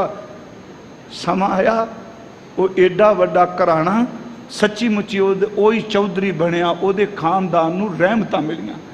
गल सिर्फ इन्नी क है कि जदों अंदर प्यास पैदा हो जाए, इसे करके गुरु जी ने अज क्या विछोड़ा सुने दुख। विछोड़ा बड़ा बड़ा दुख है। विन डिठे मरियोद, मर जाऊंगा तेरे तो बिना, हर बिन रह ना सकूं एक राती पर भी नहीं रह सकते। हजूर कहने विछोड़ा सुने दुख, विन डिठे मरियोद, ओदे देखन तो बिना मर जाऊंगा। बाज प्यारे अपने बिरही ना धीरोद, जिदे अंदर बिरह आ गया प्यारे वो धीरज किवें रखेगा। कबीर साहब जी का एक सलोक है, मैं उस दिन भी इस शब्द की कथा करदा क्या सी भाई, ये तो आत्मक खिच्चियां तनावां वालियां दे शब्द ने। बोधक तल की इहदी व्याख्या करूगा जी, किहड़े शब्द लियावांगे, आपां सिर्फ प्रमाण दे रहे हैं। कबीर साहब जी का एक बचन है, कहते आम तौर पर किसी बंदे नूं जहरीला सप लड़ जाए ना जी, पुराने समय मांदरी जिहड़े सन मंत्र करन वाले जी, वो मंत्र दे नाल वो जहर नूं उतार देंदे सन। गरुड़ मंत्र पढ़िया जाता है। महाराज कहते जिन्हों बिरहा दा सप डंग मार जाए, एक तो बाहरमुखी जहरीला सप है ना, वो डंग मारे तो बंदा मंत्र नाल औषधि नाल, क्योंकि एक भारत विच एक पद्धति सी, जिवें एलोपैथी है, होम्योपैथी है, आयुर्वेद है। नहीं खिमा करो, मैं किसी तुहानूं माड़े रस्ते नहीं कोई गल कह रहा। इत्थे पुराने ऋषि मुनि मंत्र औषधि भी दसदे सन। हुण जदों असीं पाठ करने सर्ब रोग का औखद नाम की है जी, जदों असीं शब्द जापने वो भी तो एक औषधि है, ये पुराने लोग कहते सन। हुण गरुड़ मंत्र जिहड़ा है वो औषधि के रूप है। सप बंदे नूं रलिया है, जहर चढ़ रहा है, वो कोई उत्ते चीज़ नहीं ला रहा, सिर्फ मंत्र पढ़ रहा है। मंत्र औषधि, शब्द औषधि। महाराज कहते ने जहरीला सप लड़ जाए तो गारुड़ी मंत्र पढ़ो तो जहर उतर जाता है। जिन्हों रब दे बिरहा दा सप डंग मार जाए ना, उहदे ते कोई मंत्र नहीं असर करता, सिर्फ मिलाप ते दीवानापन हो सकता है, जहाँ तो झल्ला बौरा हो जाता है। सतगुरां दा बचन है, कबीर बिरहों भुयंगम मन बसै, मंत ना मानै कोई। जे आप शुरुआत की प्यास वाला की मंत्र मनूगा जी, किन्ना को कहला हाँ पखंडी मन सकता है, चलो कोई नहीं आप इस तरह भी कर लें, कोई नहीं आप इस तरह भी कर लें। ਜਿਹਨੂੰ ਬੰਦਗੀ ਦੀ ਲੇਟਕ ਚੇਟਕ ਲੱਗੀ ਕੌਣ ਨੂੰ ਰੋਕੂਗਾ। ਕਬੀਰ ਬਿਰਹ ਭੁਜੰਗਮ ਮਨ ਵਸੈ ਮੰਤ ਨਾ ਬਾਨੈ ਕੋਏ, ਰਾਮ ਵਿਯੋਗੀ ਨਾ ਜੀਏ ਜੀਏ ਤਾਂ ਬੌਰਾ ਹੋਏ। ਉਹ ਜੇ ਜੀਏਗਾ ਝੱਲਾ ਬਣ ਕੇ, ਕਮਲਾ ਬਣ ਕੇ, ਸ਼ੈਦਾਈ ਬਣ ਕੇ। ਮੈਂ ਸਿਰਫ ਫਿਰ ਬੇਨਤੀ ਕਰਾਂ, ਇਹ ਉਹ ਅਵਸਥਾ ਹੈ ਜਿਹਦੇ ਵਿੱਚ ਜਗਿਆਸੂ ਸ਼ਬਦ ਵਰਤੋ। ਗੁਰੂ ਸਾਹਿਬ ਤਾਂ ਆਪਣੇ ਆਪ ਤੇ ਢੁਕਾ ਰਹੇ ਨੇ। ਉਂਝ ਵੈਸੇ ਸਾਧ ਸੰਗਤ ਜੀ, ਧੰਨ ਗੁਰੂ ਰਾਮਦਾਸ ਸੱਚਾ ਪਾਤਸ਼ਾਹ, ਉਹਨਾਂ ਦੇ ਨੇਤਰ ਕਦੀ ਸੁੱਕੇ ਨਹੀਂ ਸਨ ਹੁੰਦੇ। ਇਹ ਹਰ ਸਾਲ ਮੈਂ ਬੇਨਤੀ ਕਰਨਾ।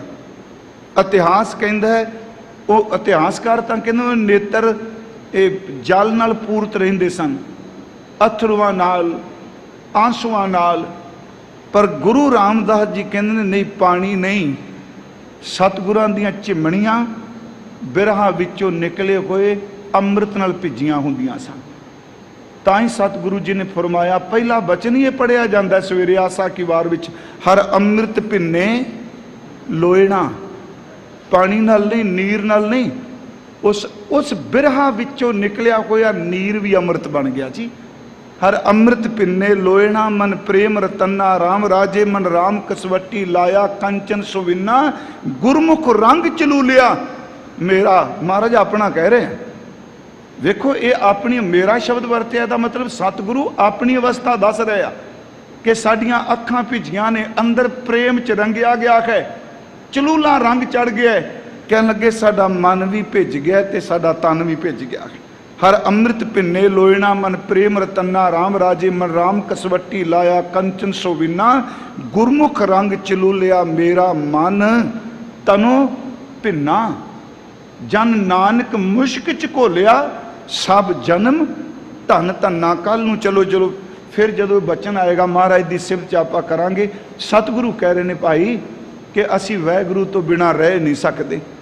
ਅੱਜ ਹਜ਼ੂਰ ਨੇ ਇਸੇ ਬਿਰਹਾ ਨੂੰ, ਇਸੇ ਕਾਂਗ ਨੂੰ ਦੁਬਾਰਾ ਬਖਸ਼ਿਸ਼ ਕੀਤੀ। ਸ਼ੁਰੂ ਤੋਂ ਪੜੋ ਫਿਰ ਦੁਬਾਰਾ ਜੀ। ਸਤਿਗੁਰੂ ਗੁਰੂ ਰਾਮਦਾਸ ਇਸ ਪ੍ਰਕਾਰ ਬੇਨਤੀ ਕਰ ਰਹੇ ਨੇ ਵਾਹਿਗੁਰੂ ਜੀ ਅੱਗੇ। ਹਰ ਹਰ ਬੂੰਦ ਭਏ ਹਰ ਸੁਆਮੀ, ਹਰ ਹਰ ਬੂੰਦ ਭਏ ਹਰ ਸੁਆਮੀ। ਹਰ ਹਰ ਹਰੀ ਵਾਹਿਗੁਰੂ, ਉਂਝ ਗੁਰਮੁਖੇ ਵੀ ਅਰਥ ਕਰਦੇ ਆ ਸਭ ਕੁਝ ਖਰਨ ਵਾਲੇ, ਪਾਪਾਂ ਨੂੰ ਖੋਣ ਵਾਲੇ, ਸਭ ਨੂੰ ਖਰਿਆਂ ਕਰਨ ਵਾਲੇ, ਸਭ ਦੀ ਪ੍ਰਤਪਾਲਨਾ ਕਰਨ ਵਾਲੇ। ਹਜ਼ੂਰ ਕਹਿੰਦੇ ਸੁਆਮੀ ਵਾਹਿਗੁਰੂ ਜੀ, ਪਰਮਾਤਮਾ ਜੀ, ਉਹ ਇਸ ਤਰ੍ਹਾਂ ਨੇ ਮੇਰੇ ਵਾਹਿਗੁਰੂ ਜੀ ਬੂੰਦ ਬਣ ਗਏ ਆ ਬਿਰਹਾ ਦੱਸਣ ਲਈ। ਵਾਹਿਗੁਰੂ ਜੀ ਜਿਵੇਂ ਚਾਤਰਕ ਲਈ ਸਵਾਂਤੀ ਬੂੰਦ ਹੈ, ਮੈਂ ਚਾਤਰਕ ਵਾਸਤੇ ਵਾਹਿਗੁਰੂ ਜੀ ਬੂੰਦ ਨੇ। ਉਹ ਪ੍ਰਮਾਤਮਾ ਜੀ ਬੂੰਦ ਰੂਪ ਹਨ। ਹਮ ਚਾਤ੍ਰਿਕ ਬਿਲਲ ਬਿਲ ਲਾਤੀ, ਹਮ ਮੈਂ ਚਾਤਰਕ ਦੀ ਤਰ੍ਹਾਂ ਬਿਲਕ ਰਿਹਾ ਖਾਂ। ਹਮ ਚਾਤਰਿਕ ਬਿਲਲ ਬਿਲ ਲਾਤੀ। ਗੁਰਮੁਖੋ ਬੜਾ ਬੜਾ ਡੂੰਘਾ ਸ਼ਬਦ ਹੈ ਬਿਲਕਣਾ। ਐਵੇਂ ਨਹੀਂ ਅੰਦਰੋਂ ਧੁਰ ਸੀਨਾ ਚੀਰ ਕੇ ਲੈ ਜਾਂਦਾ ਵਰਲਾਪ ਹੋਏ। ਉਂਝ ਲੋਕ ਤਪਦੇ ਨੇ, ਵਿਲਕਦੇ ਨੇ। ਕੁਝ ਲੋਕ ਵਾਸ਼ਨਾ ਦੇ ਵਿੱਚ ਪੀੜਤ ਵਿਲਕਦੇ ਨੇ ਤੇ ਬੰਦਗੀ ਵਾਲੇ ਬਿਰਹਾ ਦੇ ਵਿੱਚ ਵਿਲਕਦੇ ਨੇ। ਆ ਵਿਲਕਣਾ ਵੀ ਦੋ ਤਰ੍ਹਾਂ ਦਾ। ਬਾਣੀ ਚ ਇੱਕ ਸ਼ਬਦ ਆਉਂਦਾ, ਜੀਓ ਤਪ ਤਖੈ ਬਾਰੋ ਬਾਰ, ਤਪ ਤਪ ਖਪੈ ਬਹੁਤ ਬੇਕਾਰ, ਜੈ ਤਨ ਬਾਣੀ ਵਿਸਰ ਜਾਏ ਜਿਉ ਪੱਕਾ ਰੋਗੀ। ਉੱਥੇ ਵੀ ਬਿਲ ਲਾਇਆ ਹੈ, ਇੱਥੇ ਵੀ ਬਿਲਲ ਬਿਲਾਤੀ ਕਿਹਾ ਗਿਆ। ਲਫ਼ਜ਼ੀ ਅਰਥ ਤਾਂ ਇੱਕੋ ਨੇ ਨਾ। ਉਹ ਵਿਰਲਾਪ ਹੈ ਦੁੱਖ ਦਾ, ਉਹ ਵਿਰਲਾਪ ਹੈ ਵਿਛੋੜੇ। ਇਉਂ ਕਹਿ ਲੋ ਵੀ ਅੰਦਰ ਵਿਕਾਰਾਂ ਚ ਖਾਧਾ ਗਿਆ, ਪਰ ਇਹ ਵਿਰਲਾਪ ਹੈ ਅੰਦਰ ਸ਼ੁੱਧ ਹੋ ਚੁੱਕਾ ਹੈ ਤੇ ਰੱਬ ਜੀ ਨੂੰ ਮਿਲਣ ਵਾਸਤੇ ਤੜਪਿਆ ਜਾ ਰਿਹਾ ਹੈ। ਮਹਾਰਾਜ ਨੇ ਉੱਥੇ ਕਿਹਾ ਜਿਉ ਤਨ ਬਾਣੀ ਵਿਸਰ ਜਾਏ, ਜੈ ਤਨ ਬਾਣੀ ਵਿਸਰ ਜਾਏ ਜਿਉ ਪੱਕਾ ਰੋਗੀ ਵੀ ਲਾਏ। ਉਹ ਵੀ ਤਪ ਰਿਹਾ, ਜੀਓ ਤਪਤ ਹੈ ਬਾਰੋ ਬਾਰ। ਗੁਰੂ ਨਾਨਕ ਸਾਹਿਬ ਨੂਰੀ ਨੂੰ ਕਹਿ ਰਹੇ ਨੇ। ਚਲੋ ਸਰਬ ਤਾਂ ਸਰਬ ਥਾਈ ਸਰਬ ਕਾਲੀ ਹੈ ਨਾ, ਪਰ ਦੂਜੇ ਪਾਸੇ ਬਾਬਾ ਫਰੀਦ ਜੀ ਕਹਿੰਦੇ ਮੈਂ ਵੀ ਤਪ ਰਿਹਾ, ਤਪ ਤਪ ਲੋਏ ਲੋਏ ਖਾਤ ਮਰੋਰੂ। ਤੇ ਇੱਕ ਪਾਸੇ ਕਿਹਾ ਜੀਓ ਤਪਤ ਹੈ ਬਾਰੋ ਬਾਰ। ਜਿਹੜਾ ਜੀਓ ਤਪਤ ਹੈ ਬਾਰੋ ਬਾਰ, ਇਹ ਉਹ ਸਰੀਰ ਦੀ ਅਵਸਥਾ ਹੈ ਜਿਹਦੇ ਚ ਬਾਣੀ ਭੁੱਲ ਗਈ। ਜਿਹੜਾ ਤਪ ਤਪ ਲੋਏ ਲੋਏ ਖਾਤ ਮਰੋਰੂ, ਇਹ ਉਹ ਤਪਤ ਹੈ ਜੇ ਸਰੀਰ ਦੇ ਵਿੱਚ ਰੱਬ ਦਾ ਨਾਮ ਤੇ ਬਿਰਹਾ ਪੈਦਾ ਹੋਇਆ ਹੈ। ਤਪ ਤਪ ਲੋਏ ਲੋਏ ਖਾਤ ਮਰੋਰੂ, ਬਾਵਲ ਹੋਈ ਸੋ ਲੋਰੂ। ਇਹ ਬਚਨ ਸਤਿਗੁਰੂ ਕਰ ਰਿਹਾ ਭਾਈ ਕਿ ਅਸੀਂ ਚਾਤਰੰਕ ਦੀ ਤਰ੍ਹਾਂ ਪ੍ਰਭੂ ਦਾ ਨਾਮ ਬੂੰਦ ਹੈ, ਅਸੀਂ ਚਾਤਰਕ ਦੀ ਤਰ੍ਹਾਂ ਵਿਰਲਾਪ ਕਰਦੇ ਖਾਂ। ਹਰ ਹਰ ਕਿਰਪਾ ਕਰੋ ਪ੍ਰਭ ਆਪਣੀ। ਹਰ ਹਰ ਕਿਰਪਾ ਕਰੋ ਪ੍ਰਭ ਆਪਣੀ। ਖਰੀ हे ਪ੍ਰਭੂ ਜੀ ਆਪਣੀ ਕਿਰਪਾ ਕਰੋ। ਇੱਥੇ ਨਹੀਂ ਕਿਹਾ, ਇਹ ਤਾਂ ਕਹਿ ਦਿੱਤਾ ਸਾਡਾ ਵਿਰਲਾਪ ਹੈ। ਇਹ ਵੀ ਸ਼ਬਦ ਬੜਾ ਰਮਜ ਭਰਿਆ ਹੈ। ਚਾਤਰਕ ਵਿਲਕ ਹੀ ਸਕਦਾ, ਉੱਤੋਂ ਬੂੰਦ ਖਿੱਚ ਕੇ ਤੇ ਨਹੀਂ ਲਿਆ ਸਕਦਾ ਨਾ। ਇਹ ਬੱਦਲ ਨਹੀਂ ਮਿਹਰ ਕਰਨੀ ਹੈ ਨਾ। ਇਹ ਫਿਰ ਇਸ ਗੱਲ ਨੂੰ ਬਰੀਕੀ ਨਾਲ ਦੇਖੀਏ। ਚਾਤਰਕ ਉੱਡੇਗਾ, ਬੱਦਲ ਤਾਂ ਕਿੱਥੋਂ ਜਾਊਗਾ? ਕਹਿੰਦੇ ਨੇ ਵਾਹਿਗੁਰੂ ਜੀ ਤੁਸੀਂ ਆਪਣੀ ਕਿਰਪਾ ਕਰੋ, ਤੁਹਾਡੀ ਕਿਰਪਾ ਦੇ ਨਾਲ ਵਰਸ ਸਕਦਾ। ਇਸੇ ਕਰਕੇ ਗੁਰੂ ਜੀ ਨੇ ਕਿਹਾ ਬਾਬੀਆ ਅੰਮ੍ਰਿਤ ਵੇਲੇ ਬੋਲਿਆ ਤਾਂ ਦਰ ਸੁਣੀ ਪੁਕਾਰ। ਜਦੋਂ ਫਿਰ ਕਿਰਪਾ ਹੁੰਦੀ ਉਦੋਂ ਫਿਰ ਵਰਸਦਾ, ਪੁੱਛੋ ਕੋਈ ਨਾ। ਬਾਬੀਆ ਅੰਮ੍ਰਿਤ ਵੇਲੇ ਬੋਲਿਆ ਤਾਂ ਦਰ ਸੁਣੀ ਪੁਕਾਰ, ਮੇਘੇ ਨੂੰ ਫਰਮਾਨ ਹੋਵਾ ਪਪੀਆ ਪੁਕਾਰਿਆ ਆ। ਉਸ ਵਾਹਿਗੁਰੂ ਜੀ ਦੇ ਘਰ 'ਚ ਸੁਣੀ ਗਈ। ਗੁਰੂ ਮੇਘ ਨੂੰ ਹੁਕਮ ਹੋਇਆ, ਫਿਰ ਗੁਰੂ ਨੇ ਇੰਨੀ ਕੁ ਬਾਰਿਸ਼ ਕੀਤੀ, ਇੱਕ ਪਪੀਏ ਦੇ ਪਿੱਛੇ ਸਾਰੇ ਲੋਕਾਂ ਦੀ ਪਿਆਸ ਬੁਝਾ ਦਿੱਤੀ। ਪੁਕਾਰ ਦਾ ਇੱਕ ਗੁਰਮਖੋ ਭਾਗ ਕਈਆਂ ਨੂੰ ਲੱਗ ਜਾਂਦੇ ਆ। ਮੈਂ ਤਾਂ ਕਹਾਂਗਾ ਸਤਿਗੁਰੂ ਗੁਰੂ ਨਾਨਕ ਸਾਹਿਬ ਜੀ, ਪੁਕਾਰ ਤੁਹਾਡੀ ਸੀ, ਤੁਹਾਡੇ ਬਦਲੇ ਜੁਗਾਂ ਜੁਗਾਂ ਤੱਕ ਲੋਕਾਂ ਦਾ ਬਾਣੀ ਨਾਲ ਉਧਾਰ ਹੋ ਜਾਣਾ ਹੈ। ਬਾਬੀਆ ਅੰਮ੍ਰਿਤ ਵੇਲੇ ਬੋਲਿਆ ਤਾਂ ਦਰ ਸੁਣੀ ਪੁਕਾਰ, ਮੇਘੇ ਨੂੰ ਫਰਮਾਨ ਹੋਵਾ ਵਰਸੋ ਕਿਰਪਾ ਤਾਰ। ਇੱਥੇ ਗੁਰੂ ਰਾਮਦਾਸ ਮਿਹਰ ਕਰ ਰਿਹਾ, ਵਾਹਿਗੁਰੂ ਜੀ ਆਪ ਕਿਰਪਾ ਕਰੋ, ਮੈਂ ਤਾਂ ਪੁਕਾਰ ਸਕਣਾ, ਵਰਸਣਾ ਤਾਂ ਤੁਹਾਡਾ ਕੰਮ ਹੈ, ਤੁਸੀਂ ਆਪ ਮੇਰੇ ਤੇ ਮਿਹਰ ਕਰੋ। ਮੁਖ ਦੇਵੋ ਹਰ ਨਿਮਖਾਤੀ। ਮੇਰੇ ਮੁਖ ਦੇ ਅੰਦਰ ਇੱਕ ਨਿਮਖ ਮਾਤਰ, ਇਹ ਨਿਮਖ ਕਿੰਨਾ ਕੁ ਸਮਾਂ ਹੁੰਦਾ ਜੀ? ਥੋੜਾ ਜਿਹਾ ਨਾ। ਇਸ ਨੂੰ ਵੀ ਥੋੜਾ ਜਿਹਾ ਧਿਆਨ ਨਾਲ ਸੁਣਿਓ। ਆਪਾਂ ਇਹਦੇ ਅਰਥ ਕਰਾਂਗੇ ਉਦੋਂ ਦੀ ਤਰ੍ਹਾਂ, ਪਰ ਥੋੜੇ ਜਿਹਾ ਹੋਰ ਗਹਿਰਾਈ, ਜਿੰਨੀ ਕੁ ਸਤਿਗੁਰੂ ਸੋਝੀ ਦੇਣ। ਇੱਕ ਨਿਮਖ ਤੋਂ ਬਾਅਦ ਫਿਰ ਵਿਸਰ ਜਾਏ ਕਿ ਤੁਸੀਂ ਇੱਕ ਨਿਮਖ ਮਾਤਰ ਦੇ ਦਿਓ। ਇਸ ਨਿਮਖ ਦਾ ਅਰਥ ਇਹ ਨਹੀਂ ਕਰਨਾ ਕਿ ਥੋੜਾ ਚਿਰ ਉਦੋਂ ਬਾਅਦ ਮੁੱਕ ਗਿਆ। ਇਸ ਨਿਮਖ ਦਾ ਅਰਥ ਇਸ ਨਿਮਖ ਦੇ ਵਿੱਚੋਂ ਫਿਰ ਕਦੀ ਕੁਝ ਮੁੱਕਦਾ ਨਹੀਂ। ਫਿਰ ਜਿਵੇਂ ਆਪ ਜੀ ਇੱਕ ਪਾਠ ਕਰਦੇ ਹੋ ਸੁਖਮਨੀ ਸਾਹਿਬ 'ਚ, ਕਿਨਕਾ ਏਕ ਜਿਸ ਜੀ ਬਸਾਵੇ। ਹੁਣ ਕਿਨਕਾ ਥੋੜਾ ਹੀ ਹੈ ਨਾ, ਇਹਦਾ ਮਤਲਬ ਥੋੜਾ ਮੁੱਕ ਗਿਆ ਨਹੀਂ, ਨਹੀਂ, ਇਹਨੂੰ ਥੋੜਾ ਜਿਹਾ। ਫਿਰ ਇਸ ਨਿਮਖ ਨੂੰ ਥੋੜਾ ਅਰਥ ਮੈਂ ਕਰ ਰਿਹਾ, ਥੋੜਾ ਨਿਮਖ ਆ ਗਿਆ ਤੇ ਦੁਬਾਰਾ ਨਿਕਲਣਾ ਨਹੀਂ ਉਹਨੇ। ਇਹਨੂੰ ਫਿਰ ਅਰਥ ਸੁਣਿਓ, ਕਿਨਕਾ ਏਕ ਜਿਸ ਜੀ ਬਸਾਵੇ ਤਾਂ ਕਿ ਮਹਿਮਾ ਗਨੀ ਨਾ ਆਵੇ। ਸਾ ਕਿਨਕਾ ਦਰਜ ਕਰਾਂਗੇ ਥੋੜਾ। ਅਸੀਂ ਜਿੰਨੇ ਬੈਠੇ ਆ, ਅਸੀਂ ਕਤਰੇ ਤੋਂ ਨਹੀਂ ਬਣੇ। ਕਤਰਾ ਹੀ ਸੀ ਨਾ। ਪਿਤਾ ਦੇ ਸਰੀਰ ਚੋਂ ਨਿਕਲੀ ਹੋਈ ਇੱਕ ਨਿੱਕਾ ਜਿਹਾ ਕਤਰਾ, ਉਹ ਗੁਰਮੁਖੋ ਉਹ ਕਤਰਾ ਸ਼ਬਦ ਵਰਤਾਂ ਜਿਹੜਾ ਅੱਖਾਂ ਨਾਲ ਦਿਸਦਾ ਵੀ ਨਹੀਂ। ਇੱਕ ਨਿੱਕਾ ਜਿਹਾ ਸੈੱਲ, ਕਿ ਉਸ ਤੋਂ ਬਾਅਦ ਉਹ ਖਤਮ ਹੋ ਗਿਆ। ਉਸ ਨਿੱਕੇ ਜਿਹੇ ਦੇ ਵਿੱਚ ਬਹੁਤ ਕੁਝ ਲੁਕਿਆ ਹੋਇਆ ਹੈ। ਆ ਏਡੇ ਵੱਡੇ ਸਰੀਰ ਉਸ ਕਤਰੇ ਵਿੱਚੋਂ ਨਿਕਲਿਆ।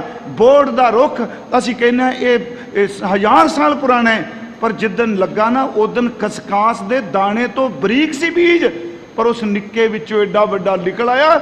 ਇਹ ਨਿਮਖ ਦੇ ਵਿੱਚ ਬਹੁਤ ਵਿਰਾਟ ਵਿਆਹ ਹੋਇਆ। ਇਹ ਤਾਂ ਸ਼ੁਰੂਆਤ ਹੈ ਕਿ ਵਾਹਿਗੁਰੂ ਜੀ ਨਿਮਖ ਮਾਤਰ, ਕਿਉਂਕਿ ਨਿਮਖ ਮਾਤਰ ਆ ਗਿਆ, ਤੈਨੂੰ ਜਾਨ ਥੋੜਾ ਦੇਣਾ। ਫਿਰ ਆ ਗਿਆ ਇੱਕ ਨਿਮਖ ਮਾਤਰ। ਇਹਦਾ ਮਤਲਬ ਮੈਂ ਫਿਰ ਅਰਜ਼ ਕਰਾਂ, ਮੈਂ ਅੱਖਰੀ ਅਰਥ ਥੋੜੀ ਕਰ ਰਿਹਾ, ਪਰ ਇਸ ਥੋੜੇ ਵਿੱਚ ਉਹ ਸ਼ੁਰੂਆਤ ਹੈ ਜਿਵੇਂ ਬੋੜ ਦਾ ਬੀਜ, ਉਹਦੇ ਵਿੱਚ ਬੋੜ ਲੁਕਿਆ ਹੋਇਆ ਹੈ। ਜਿਵੇਂ ਪਿਤਾ ਦਾ ਇੱਕ ਕਤਰਾ, ਉਹਦੇ ਵਿੱਚ ਜਿਸਮ ਲੁਕਿਆ ਹੋਇਆ ਹੈ। ਇਸੇ ਤਰ੍ਹਾਂ ਸਤਿਗੁਰੂ ਕਹਿੰਦੇ ਤੁਸੀਂ ਕਿਰਪਾ ਕਰੋ, ਇੱਕ ਨਿਮਖ ਮਾਤਰ ਸਾਡੇ ਮੁਖ ਦੇ ਵਿੱਚ ਆ ਵਸੋ। ਹਰ ਬਿਨਾ ਰਹਿ ਨਾ ਸਕੋ ਇੱਕ ਰਾਤੀ। ਖੇ ਵਾਹਿਗੁਰੂ ਜੀ ਹਰ ਬਿਨ ਰਹਿ ਨਾ ਸਕੋ ਇੱਕ ਰਾਤੀ।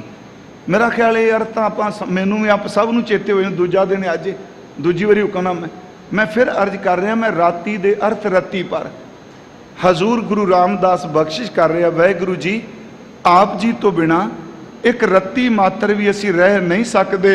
ਜਿਉ ਬਿਨ ਅਮਲ ਅਮਲੀ ਮਰ ਜਾਈ ਹੈ। ਕਿਵੇਂ ਨਹੀਂ ਰਹਿ ਸਕਦੇ ਜੀ? ਜਿਵੇਂ ਅਮਲ ਤੋਂ ਬਿਨਾ ਅਮਲੀ ਮਰ ਜਾਂਦਾ ਹੈ, ਕਿਉਂਕਿ ਉਹਦੇ ਅੰਦਰ ਰਚ ਚੁੱਕਾ ਹੈ ਨਾ ਜੀ। ਜਿਵੇਂ ਚਾਤਰੇ ਵਿੱਚ ਬੂੰਦ ਰਚੀ ਹੈ, ਅਮਲੀ ਦੀ ਨਸ ਨਸ ਵਿੱਚ ਅਮਲ ਰਚ ਗਿਆ। ਅਮਲੀ ਵੀ ਨਹੀਂ ਰਹਿ ਸਕਦਾ ਤੇ ਗੁਰਮੁਖੋ ਜਿਹਦੇ ਅੰਦਰ ਵਾਹਿਗੁਰੂ ਦਾ ਪਿਆਰ ਨਸ ਨਸ ਵਿੱਚ ਰਚ ਜਾਏ, ਉਹ ਵਾਹਿਗੁਰੂ ਜੀ ਤੋਂ ਬਿਨਾਂ ਨਹੀਂ ਰਹਿ ਸਕਦਾ, ਗੁਰੂ ਤੋਂ ਬਿਨਾਂ ਨਹੀਂ ਰਹਿ ਸਕਦਾ। ਜਿਵੇਂ ਅਮਲੀ ਅਮਲ ਨਾ ਮਿਲੇ ਮਰ ਜਾਂਦਾ ਹੈ, ਇਸੇ ਤਰ੍ਹਾਂ ਸਾਡੀ ਹਾਲਤ ਹੁੰਦੀ ਹੈ। ਕਿਉ ਹਰ ਬਿਨ ਹਮ ਮਰ ਜਾਤੀ, ਇਸੇ ਤਰ੍ਹਾਂ ਹਰੀ ਪਰਮਾਤਮਾ ਤੋਂ ਬਿਨਾਂ ਅਸੀਂ ਮਰ ਜਾਂਦੇ ਹਾਂ। ਰਹਾਉ ਇਹ ਸਤਿਗੁਰਾਂ ਨੇ 2 ਤੁਕਾਂ ਰਹਾਉ ਦੀਆਂ ਦਿੱਤੀਆਂ ਨੇ, ਹਰ ਬਿਨ ਰਹਿ ਨਾ ਸਕੂੰ ਇੱਕ ਰਾਤੀ। ਇਸ ਤੋਂ ਅਗਲਾ ਬਚਨ ਇਹ ਰਹਾਉ ਦੇ ਬਚਨ ਸਨ।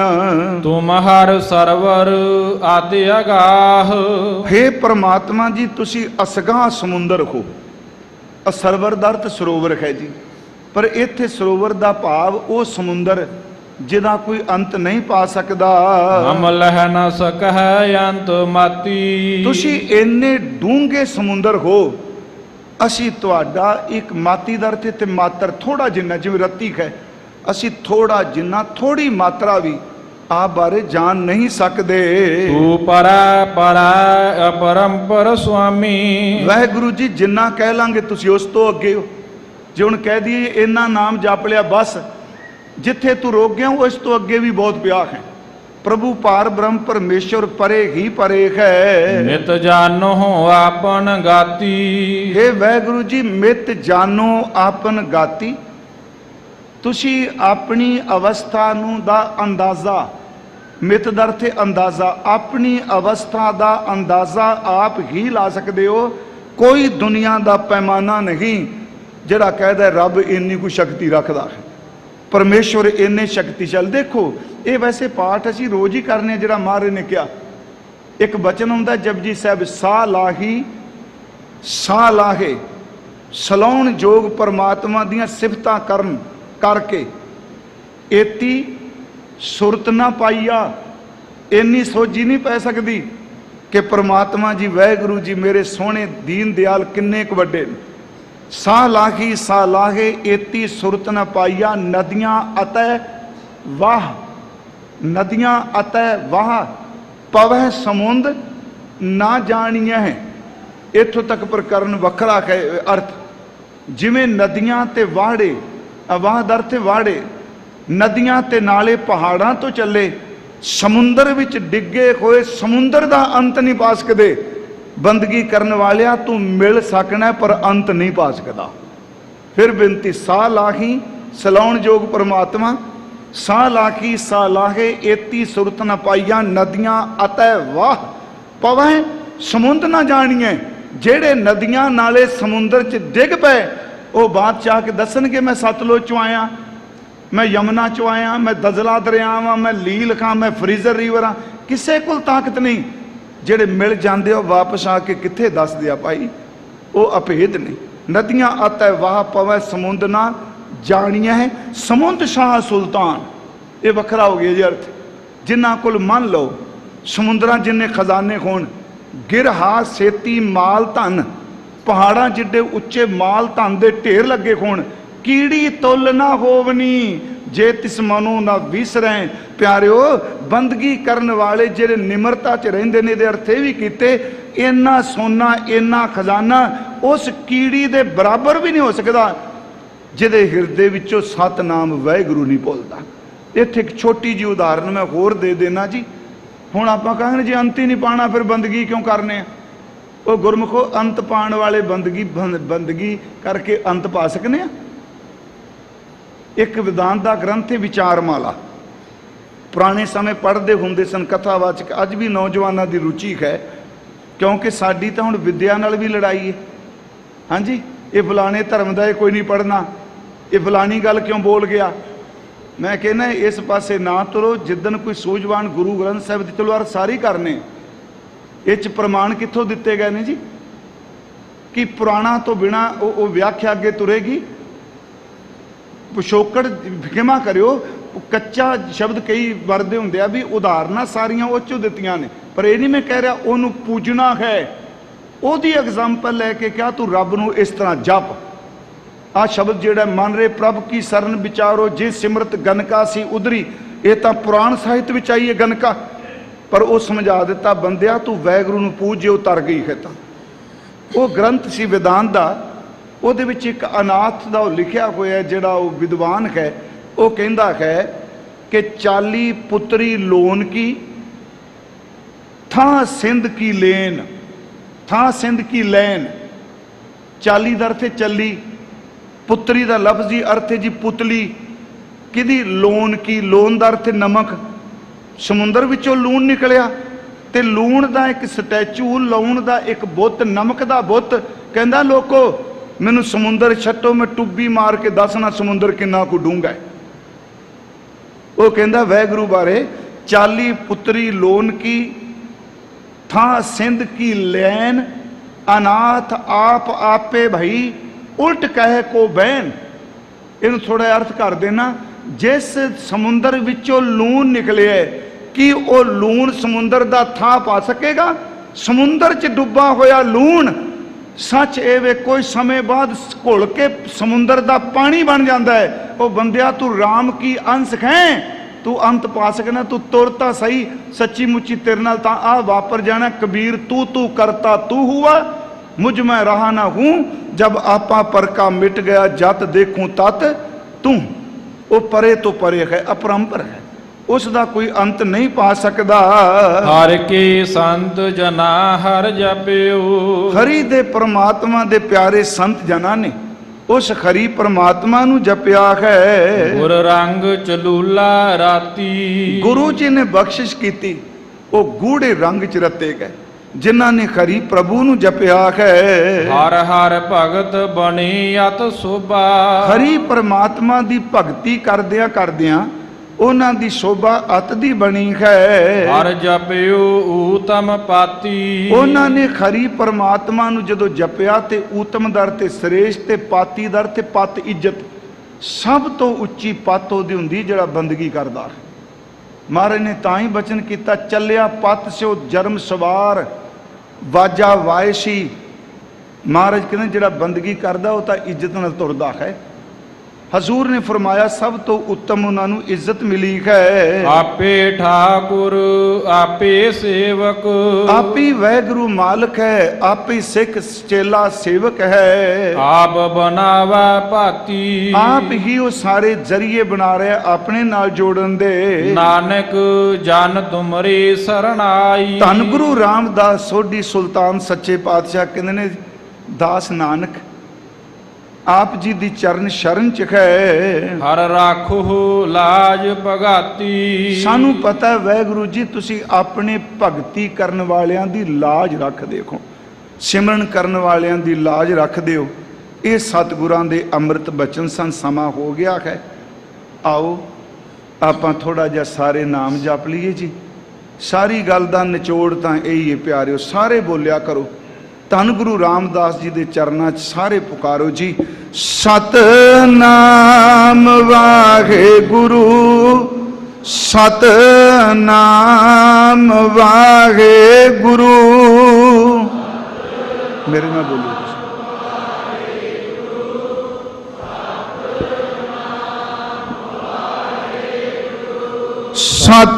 ਸਤਨਾਮ ਵਾਹਿਗੁਰੂ, ਸਤਨਾਮ ਵਾਹਿਗੁਰੂ।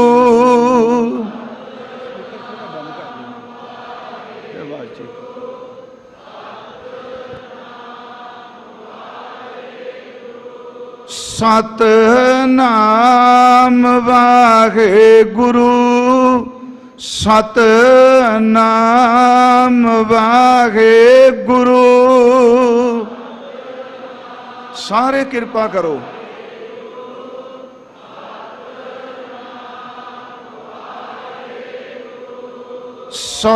ਸਤਨਾਮ ਵਾਹਿਗੁਰੂ, ਸਤਨਾਮ ਵਾਹਿਗੁਰੂ।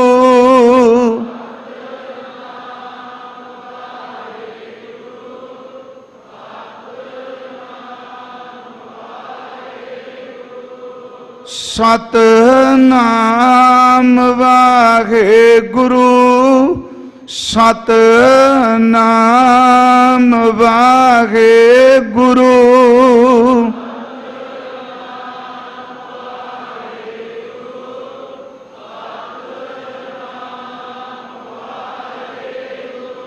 ਸਤਨਾਮ ਵਾਹਿਗੁਰੂ ਸਤਨਾਮ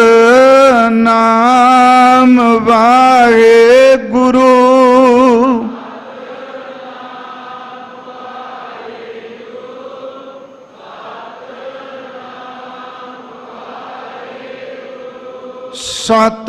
ਸਤਨਾਮ ਵਾਹਿਗੁਰੂ ਸਤਨਾਮ ਵਾਹਿਗੁਰੂ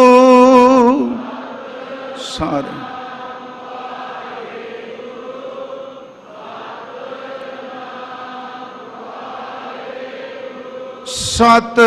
ਸਤਨਾਮ ਵਾਹਿਗੁਰੂ ਸਤਨਾਮ ਵਾਹਿਗੁਰੂ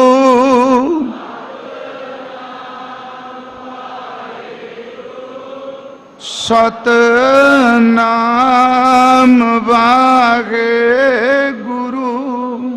ਸਤਿਗੁਰੂ ਗੁਰੂ ਰਾਮਦਾਸ ਮਹਾਰਾਜ ਮਿਹਰ ਕਰਨ। ਕੱਲ ਨੂੰ ਬਾਬਾ ਬੁੱਢਾ ਸਾਹਿਬ ਜੀ ਦੇ ਸੰਬੰਧ ਵਿੱਚ ਜੋ ਜੋੜ ਮੇਲਾ ਚੱਲ ਰਿਹਾ ਹੈ ਉਸ ਸੰਬੰਧੀ ਵੀ ਅਰਜ਼ ਕਰਾਂਗਾ। ਆਓ ਸਤਿਗੁਰਾਂ ਜੀ ਦੇ ਅੱਜ ਦੇ ਇਸ ਅੰਮ੍ਰਿਤ ਬਚਨ ਦੀਆਂ ਸਨਮਾਨਯੋਗ ਭਾਈ ਸਾਹਿਬ ਤੋਂ ਅੰਤਲੀਆਂ ਤੁਕਾਂ ਸਰਵਣ ਕਰੋ ਜੀ। ਆਪੇ ਠਾਕੁਰ ਆਪੇ ਸੇਵਕ ਆਪ ਬਨਾਵੈ ਭਾਤੀ